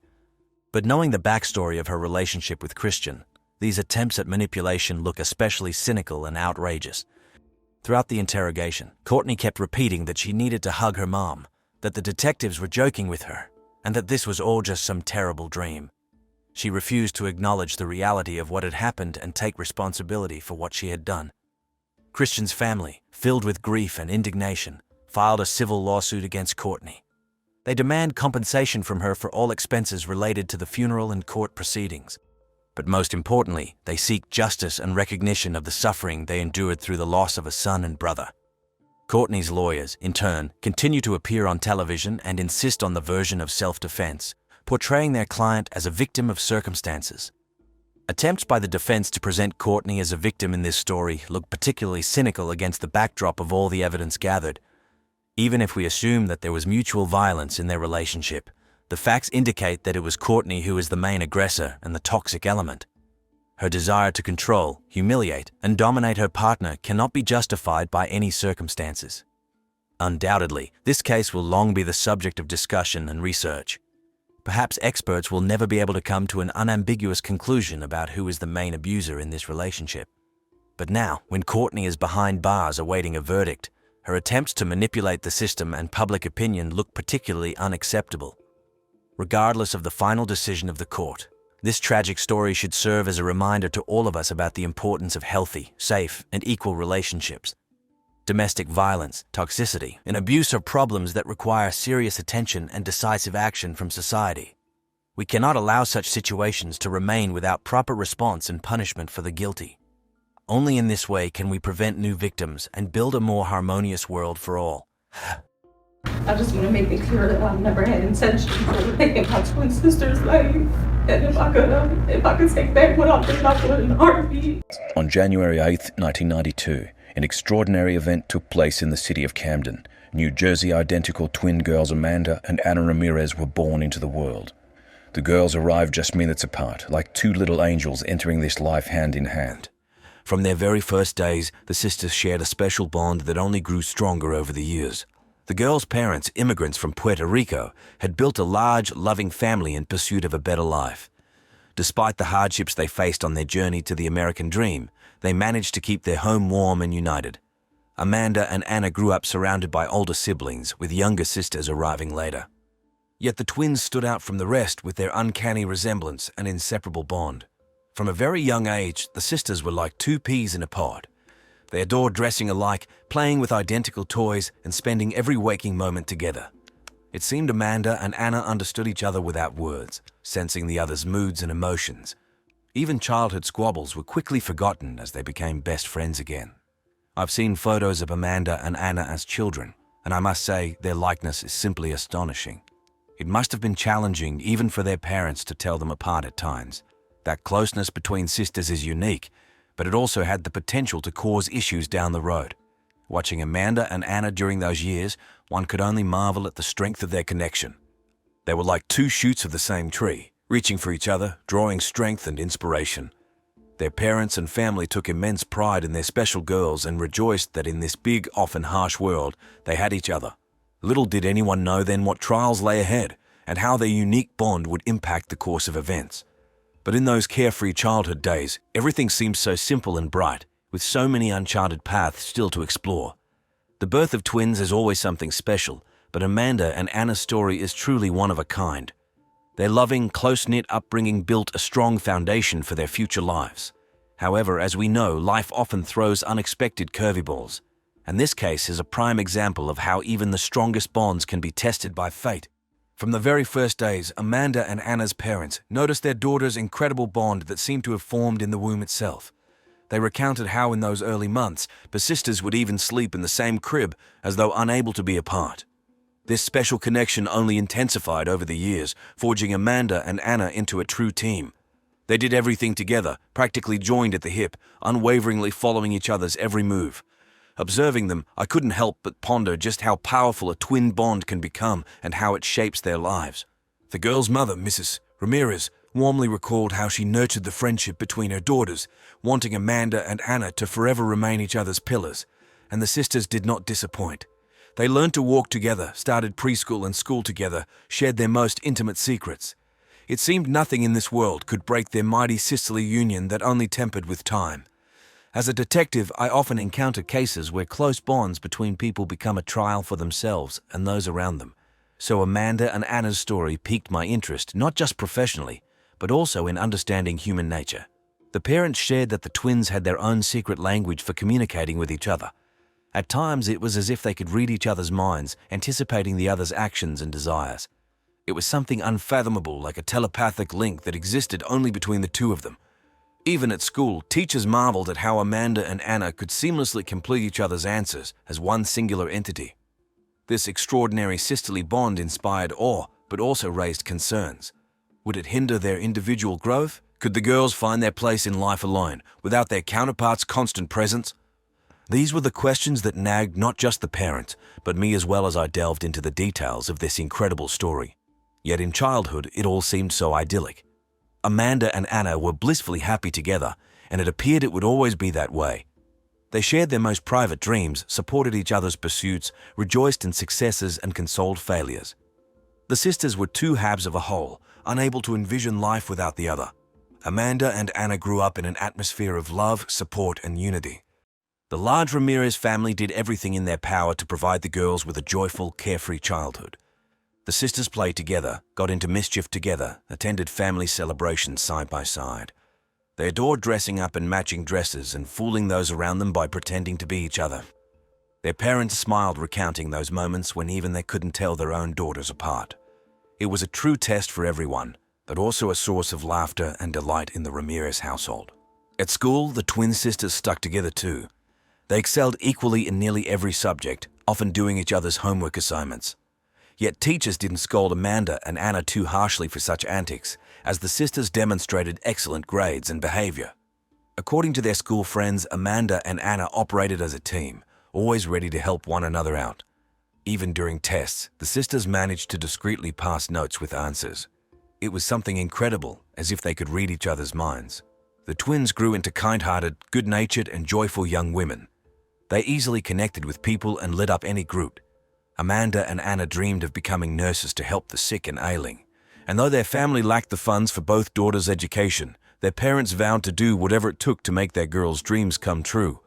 With tears in her eyes, Mrs. Ramirez recounted how she and her husband worked tirelessly to give Amanda and Anna the chance to attend college. It was their shared dream, and they were willing to make any sacrifice for their children's happiness. Amanda and Anna's classmates and friends always remarked on their kindness, sincerity, and willingness to lend a hand. The girls were the true jewels of school life, ever smiling, welcoming, and open to connection. They enthusiastically participated in all kinds of events, from charity fairs to school plays. It seemed nothing could cast a shadow over their happy childhood and carefree adolescence. Yet life brings not just joys and triumphs, but obstacles too that must be overcome. For Amanda and Anna, the trial came in the form of their father's illness. Mr. Ramirez fell gravely sick, leaving the family in dire straits. But even in those dark times, the sisters never lost hope, supporting each other every step. They banded together even tighter, striving to help their mother and ease their father's suffering. This period became a true test of their spiritual fortitude and sisterly bonds' resilience. But that carefree childhood passed quickly, and the sisters had to grow up. Anna was the first to marry her beloved Louis and give birth to 3 wonderful children. She became a doting mother who spared no effort for her little ones. At the same time, Anna completed nursing courses and began working as a licensed nurse. Patients and colleagues adored Anna for her kindness, warmth, and willingness to help at a moment's notice. As her co-workers recounted, Anna was a true angel in the hospital, always smiling, compassionate, and tireless. She had a knack for lifting every patient's spirits, finding the right words of solace and support. Anna worked hard to secure a bright future for her kids. Yet despite her busyness, she always made time for her large family, especially her beloved sister Amanda. Anna often visited her parents, sisters, and brothers. Chatting with Amanda nearly every day, the girls would talk for hours on the phone, sharing experiences and supporting each other. Even distance and life's troubles couldn't weaken their special bond. It seemed to only grow stronger over the years, helping the sisters overcome any hardship. Unlike her sister, Amanda was in no rush to marry. She too completed nursing courses and began working at the same hospital as Anna. The girls were together again like in childhood, now saving lives side by side. Colleagues joked that with nurses like the Ramirez sisters, any patient would recover in no time, as they were a true guardian angel team. Like Anna, Amanda was always ready to lend a hand, uplift with a kind word and sincere smile. Patients adored her warmth and compassion, while colleagues respected her professionalism and dedication. In her free time, Amanda often visited her sister to play with her nieces and nephews and catch up with Anna. The sisters could spend hours in the kitchen over cups of coffee, reminiscing about childhood and discussing their girlhood dreams. They laughed until they cried, recounting hilarious tales from the past, and cried sharing each other's pains and disappointments. These moments of sisterly closeness were the most precious for them, for it was in those instances that they truly felt happy and needed by one another. Amanda too dreamed of getting married and having children, so she actively helped Anna care for her babies, gaining first-hand experience in motherhood. The first years of Anna's eldest daughter's life unfolded under the watchful eyes of her loving mother and doting Aunt Amanda. This allowed the sisters to bond even tighter and preserve their special connection. And for Amanda, caring for her niece became an invaluable school for future parenthood. She joyfully played with, fed, bathed, and doted on the little one. Anna joked that with such a great helper, she could have 10 kids, and Anna herself was in dire need of her twins' assistance, juggling 3 young children plus work. The young mother could barely keep up with all her duties. Amanda tried to be there, offering her shoulder in the toughest moments. She visited her sister every weekend, helped with cleaning, cooked delicious meals so Anna could get some rest. The sisters strolled through parks with the kids, went shopping, discussed their girly secrets. These were moments of true happiness and unity when it seemed the whole world revolved around their small yet mighty family. Eventually, Amanda got a boyfriend and unexpectedly became pregnant.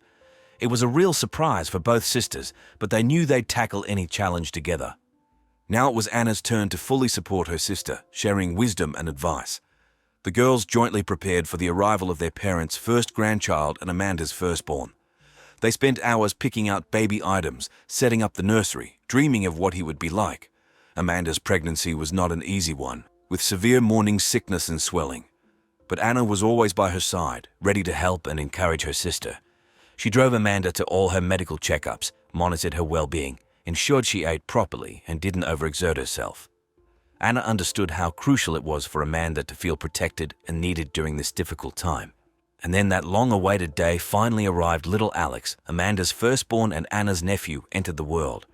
The sisters couldn't get enough of the tiny bundle who resembled them both so much. Together they cared for, bathed, and lulled the baby to sleep. Alex became yet another proof of their inseparable bond, one more thread tying their fates tightly together.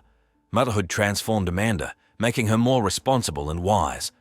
Now she understood her sister's anxieties and joys even better. The girls could spend hours discussing childhood antics, exchanging parenting tips, dreaming of their kids' futures. They knew their children would grow up just as close and loving as they were. Over the years, the children grew while Amanda and Anna's sisterly bond only strengthened further. They continued to be each other's pillars, sharing every joy and sorrow. Their kids too grew up together like siblings, inheriting their mother's love and devotion to family. Despite the demands of motherhood, the sisters still found time to cut loose. Amanda and Anna loved partying and living it up with friends. They often hit the clubs together, dancing until dawn. Among their crew, the twins radiated wild energy, positivity, and some magical aura of unity. The Ramirez sisters seemed to read each other's minds, understanding every half-uttered word, laughing at inside jokes only they shared. On June 22, 2019, Amanda and Anna went out partying again. At that point, they were 27, with Anna raising 3 young kids, while Amanda had recently given birth to her first daughter and was battling postpartum depression. But despite the exhaustion and responsibilities, the sisters decided to let loose and dance like old times. The girls first had fun at a club with friends. Around midnight, the group headed to their cousin's place. There, the sisters continued drinking, laughing, and snapping carefree selfies.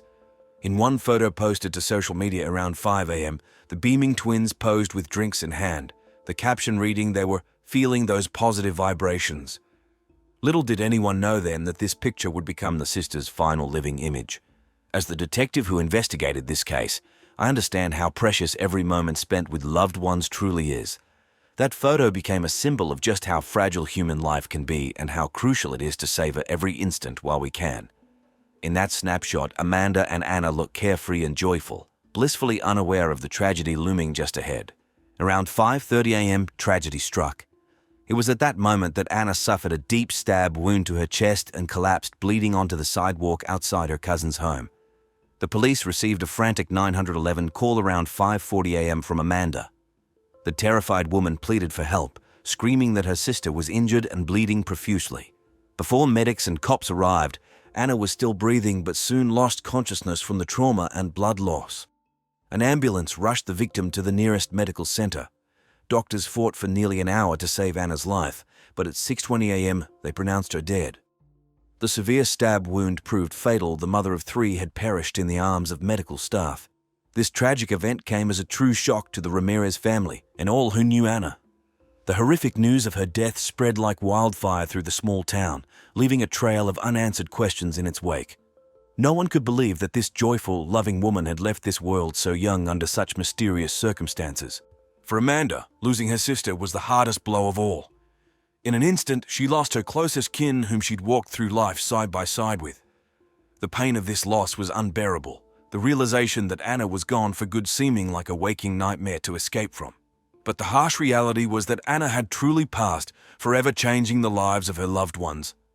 Now the Ramirez family would have to find a way to keep living without her, raise her children, remember her with love and sorrow. And Amanda would have to grow accustomed to never being able to hug her sister, seek her advice, or simply sit in silent sisterly company again. Anna's death left a whirlwind of questions unanswered. What had happened that fateful night? Who could have wished harm upon this kind-hearted woman? Was it an accident or intentional crime? The answers still needed to be found, and that became the primary mission for the police and detectives investigating the case. But whatever the official findings, for Anna's loved ones, she would forever remain a loving daughter, sister, mother, and friend. Her bright spirit would live on in their hearts, her memory providing warmth in the darkest hours. The shocking news of Anna's death left the entire Ramirez family stunned. No one could believe that some madman had inflicted a fatal wound upon the young mother in the middle of the street. After all, Anna was a kind, compassionate girl with no enemies or ill wishes, no run-ins with the law. So who could have dealt with a nurse so brutally? A blind coincidence or someone from her inner circle? Amanda's behavior immediately raised many questions for the police. Her clothing was covered in stains of her dead sister's blood, while her hands bore fresh cuts characteristic of a struggle over a knife. Moreover, neighbors claimed to have heard a loud argument between the sisters, but no male voices. These details compelled investigators to pay special attention to Amanda and her possible involvement in the tragedy. At first, Amanda refused to let the officers into her cousin's apartment, insisting she had just accidentally cut herself. But the bloody footprints on the floor and blood-stained kitchen knife in the sink made detectives suspect a complex case of family violence. The woman was taken in for questioning, where she would have to explain her behavior and recount everything that happened that fateful night. During interrogation, Amanda acted strangely and ambiguously. She oscillated between crying and pleading for belief in her innocence, then abruptly shutting down and refusing to answer questions. She claimed not to remember many details due to alcohol intoxication, that she and her sister had argued over something trivial, followed by a blackout. Such testimony only strengthened investigators' suspicions about Amanda's role in the murder. Other party guests confirmed the sisters had indeed quarreled before Anna stormed out alone. But no one could say precisely what happened next and how she sustained her fatal injury. Forensics showed the knife used to kill the woman belonged to the owners of the apartment where the party took place. However, no fingerprints were found, and the sister's cousin swore he wasn't involved in the crime. This tangled case became a true challenge for detectives. On one hand, all evidence pointed to Anna's killer being someone in her inner circle, possibly even her own sister. But on the other, the motive for such a brutal crime remained unclear. After all, the Ramirez sisters had always been renowned for their inseparability and genuine love for each other. Who and why would want to shatter that special bond? As the investigation dragged on, the Ramirez family tried to recover from the horrific tragedy. They couldn't fathom Amanda intentionally harming her own flesh and blood, offering her unconditional support. But lingering doubts and unanswered questions tormented them. Why was Amanda acting so strangely? What really transpired that night? And would they ever uncover the truth about Anna's death? These questions haunted Anna's loved ones and friends. They understood the answers could prove too painful and shocking. Yet they also knew without the truth they couldn't truly move forward, couldn't properly bid Anna farewell and find solace. Initially, Amanda tried convincing the police she had simply found her already injured sister on the sidewalk. She claimed to have approached Anna, attempted to stop the bleeding, and gotten covered in blood herself in the process. Then, scared, she ran to the apartment to await the ambulance. But this version poorly aligned with the defensive cuts on Amanda's hands that immediately raised investigators' suspicions she was hiding something. They began scrutinizing her testimony more thoroughly. The woman quickly realized she wasn't being believed and changed her story. Now she insisted that she and Anna had been drinking at their cousin's place when they abruptly got into an argument, even resulting in Anna slapping her. Afterwards, Anna left the home while Amanda stayed behind with their cousin. 45 minutes later, she went outside and discovered her sister's bloodied body. This account seemed more plausible, yet still left many questions unanswered. Investigators tried determining what exactly the sisters had quarreled over and whether it could have motivated a murder. But Amanda kept altering her statements, getting muddled in the details, unable to clearly explain what happened. At times she claimed not remembering the conflict's cause, then suddenly recalling minor insults that supposedly escalated into a physical fight. Such inconsistent, contradictory testimony only deepened detective suspicions about Amanda's involvement in the crime. They suspected she was concealing something, perhaps trying to cover for herself or someone else. But proving it was no easy feat with no direct evidence against Amanda, while her statements continually changed. Interviewing other witnesses didn't clarify matters either. The sister's cousin corroborated they had fought, but insisted hearing and seeing nothing suspicious. Neighbors reported loud shouts and scuffling noises, but none could pinpoint precisely who exited the building and when. Investigators found themselves at a dead end. All signs pointed to a crime of passion, yet the motive and circumstances remained baffling. and Amanda's convoluted statements only further muddied the waters. Meanwhile, the Ramirez family grieved their terrible tragedy. They couldn't fathom Anna being gone, desperately searching for answers. Parents and relatives tried supporting Amanda, believing her innocence, yet tortured by lingering doubts. Why was she acting so strangely? What really happened that night? And would they ever uncover the truth? For Amanda, the situation became a true ordeal. She had to live daily with the burden of guilt and suspicion, respond to uncomfortable questions from detectives and kin, reliving that horrific moment she claimed to have discovered her sister's body again and again. And though the woman maintained her non-involvement, her own memories and feelings grew increasingly tangled, tormenting her every waking moment. Would Amanda be able to prove her innocence? Could the investigation unravel this complex knot of contradictory testimonies and find the real killer? And what price would the Ramirez family have to pay for the truth about Anna's death? Amanda claimed not to remember the reasons for arguing with her sister. She had drunk too much that night. She then recounted how, after being slapped, something seemed to short-circuit in her head.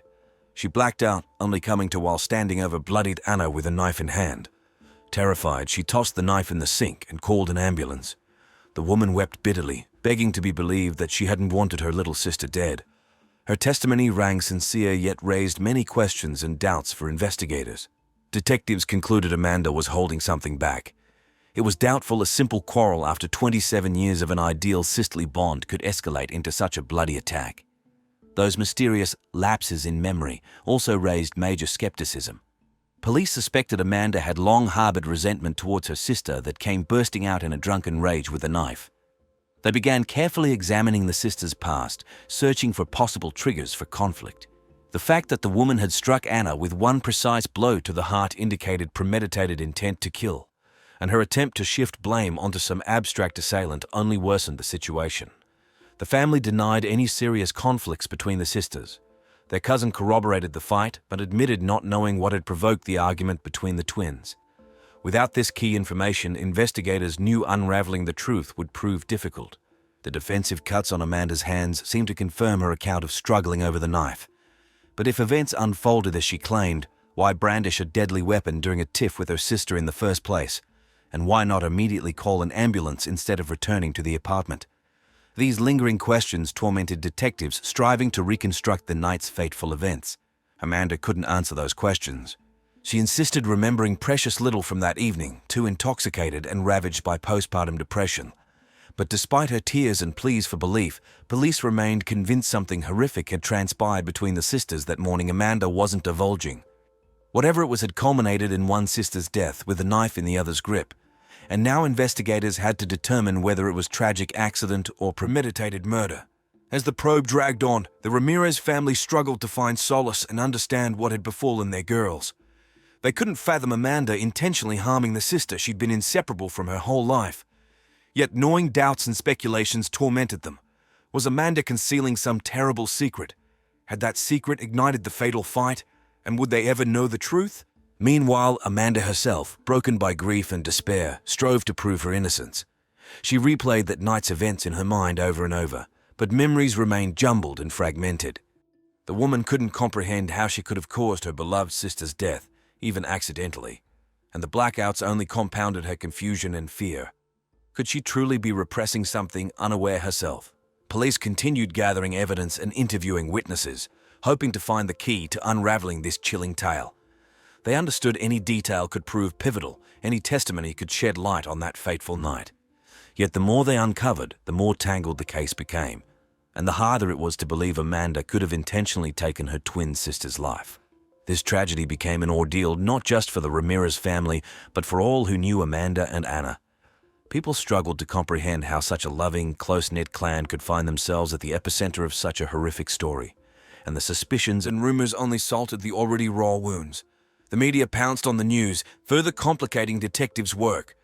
As a practicing detective myself, I understand the immense pressure public scrutiny exerts, making it even harder to focus on the job at hand. The investigation had reached a dead end when suddenly an anonymous call came through to the police hotline. The unknown caller claimed Anna had been murdered by her own sister out of jealousy. This version was later corroborated by the victim's aunt, who alleged Amanda had been secretly carrying on an affair with Anna's husband, exploiting her uncanny resemblance to her twin. When Anna uncovered this liaison, she apparently accused her sister of treacherous betrayal in a heated rage. This bombshell information became a true sensation, compelling detectives to view the case from a new angle. The aunt insisted she had overheard Amanda boasting to a friend about her adulterous tryst with Anna's husband, mockingly adding how her dimwit sister remained oblivious. This theory could explain Amanda's strange behavior, adamantly denying the fight's trigger. If the woman had indeed seduced her brother-in-law, she likely wouldn't want to admit to such a shameful act. Investigators began scrutinizing interpersonal dynamics within the Ramirez family more closely, seeking confirmation of this scandalous hypothesis. However, all other relatives, friends, and especially Anna's husband unanimously dismissed rumors of a love triangle. They maintained the twins loved each other above all else, while Anna adored her Louis and would never have betrayed him. Suspicions of infidelity struck the kin as absurd and outrageous, completely inconsistent with the deceased's bride image. They couldn't fathom Amanda so treacherously deceiving her lifelong inseparable sister. Amanda and Anna's 19-year-old younger sister Monica swore under oath that the twins simply couldn't have betrayed one another that way, bound by a profound spiritual connection. The girl testified that Anna had been dating Louis for years, while Amanda had her own longtime boyfriend whom she had a daughter with and planned to marry. So there was no incentive for an affair with her brother-in-law, Monica insisted. Her testimony cast doubt on the love triangle theory, compelling a search for alternative motives. When police notified Amanda of her sister's death, she allegedly flew into hysterics. According to Monica, who was on the phone with Amanda in that moment, her sister wept so inconsolably and begged for belief that her tears clearly stemmed from genuine anguish rather than a treacherous deceiver's feigned remorse. The family continued maintaining the police investigation files amounted to unfounded speculation and slander. They couldn't accept Amanda being capable of such a horrific crime. Investigators found themselves in a difficult position. On one hand, the jealousy-fueled love triangle seemed plausible, potentially explaining Amanda's bizarre conduct. But on the other, testimony from the sisters' loved ones directly contradicted this narrative. Plus, no hard evidence of an affair could be uncovered. An anonymous call and the aunt's hearsay provided far too flimsy a basis for premeditated murder charges. In my opinion, this love triangle is pure nonsense, pardon my bluntness. But if you have your own theory, feel free to share it with me in the comments. I'd be happy to discuss it further. Meanwhile, Amanda's defense insisted on her innocence. Her attorneys argued all evidence against their client amounted to circumstantial contradictions. They urged the court not to fall for provocations and conjecture, but rely solely on facts and common sense. The defenders stressed that Amanda and Anna were not just sisters, but best friends who would never betray each other. The case garnered increasing publicity, drawing intense public and media scrutiny. Public opinion diverged. Some believed in Amanda's innocence and sympathized with the Ramirez family's plight, while others remained convinced of her guilt, demanding harsh punishment. This trial became a true ordeal for all participants, especially Amanda, fighting not just for her freedom, but to preserve her sister's honor and good name. In September 2019, Amanda entered into a plea deal with prosecutors. She admitted that under the influence of alcohol and postpartum depression, she had unconsciously, in a state of passion, stabbed her sister with a knife. The woman insisted she harbored no malicious intent and bitterly regretted her actions, having essentially ruined 2 lives, her own and her beloved sister's. Her confession came as a shock to all who had followed this high-profile case. During the trial, Amanda wept bitterly, begging God and everyone present for forgiveness, calling herself the vilest creature while pleading for a chance to return. She stated she would now carry the cross of remorse and the pain of irreparable loss until the end of her days. The court's sentence paled in comparison to the eternal pains of conscience she claimed. Her words moved those in the courtroom, yet could not bring the deceased Anna back. The judge ruled Anna's killing an intentional crime, but took into account Amanda's sincere remorse and extenuating circumstances. She was sentenced to 6 years imprisonment with possibility of parole after serving 5 years. Amanda broke down sobbing upon hearing the sentence, imploring the heavens and all around to forgive her most grievous sin. She understood this punishment amounted to only a fraction of the guilt she would bear for life. After the trial, the victims' relatives stated they harbored no ill will towards Amanda and accepted her remorse. Amanda and Anna's mother took custody of her grandchildren, while the rest of the family vowed to support the imprisoned woman's young daughter until her release. The kin believed Amanda had sincerely repented and deserved a chance at atonement. They held faith that in time they could forgive her and restore family ties for the children's sake and Anna's memory. Such a chilling story, colleagues. As difficult as it is to admit, it was drinking and unbridled emotion that ruined the lives of 2 young women, 2 families, depriving 5 children of a mother's love. And the core mystery, what truly sparked that fatal burst of rage, continues to be debated by police, attorneys, journalists to this day.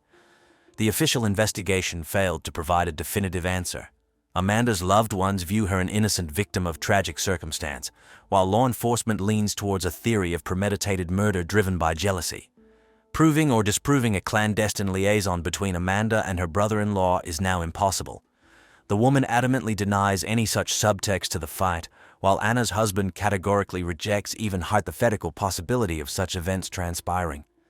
This secret, it seems, will be forever buried alongside Ada. Yet despite all the speculation and the uncomfortable questions, one sad fact alone remains certain: a young mother of 2 infants ended her 27-year-old twin sister's life with a single knife blow and now bitterly regrets her actions. And the bereaved Ramirez family will take a long time recovering from the consequences of that dreadful night of June 22, 2019. They will have to learn to live with this pain and Anna's memory, raise her children, and build a new life without her. This tragedy serves as a grave lesson for us all. A lesson in how fragile and vulnerable human life truly is, how easily it can be shattered in one fateful instant, and that neither family bonds nor love can shield us from horrific mistakes and irreversible loss. Amanda must now carry the burden of guilt and remorse for her crime for the rest of her days. While we outside observers can only sympathize with her shattered fate and pray such tragedies never repeat themselves, the story of Amanda and Anna Ramirez is more than just a criminal chronicle. It's a true human drama. A drama about 2 ruined lives, about love twisted into hatred, and about the remorse that may perhaps lead to atonement. And although justice has been served and the guilty punished, this story will continue aching in the hearts of all who know it for a long time to come. For there is no greater pain than losing a loved one, especially when that loss results from a fatal mistake by someone close.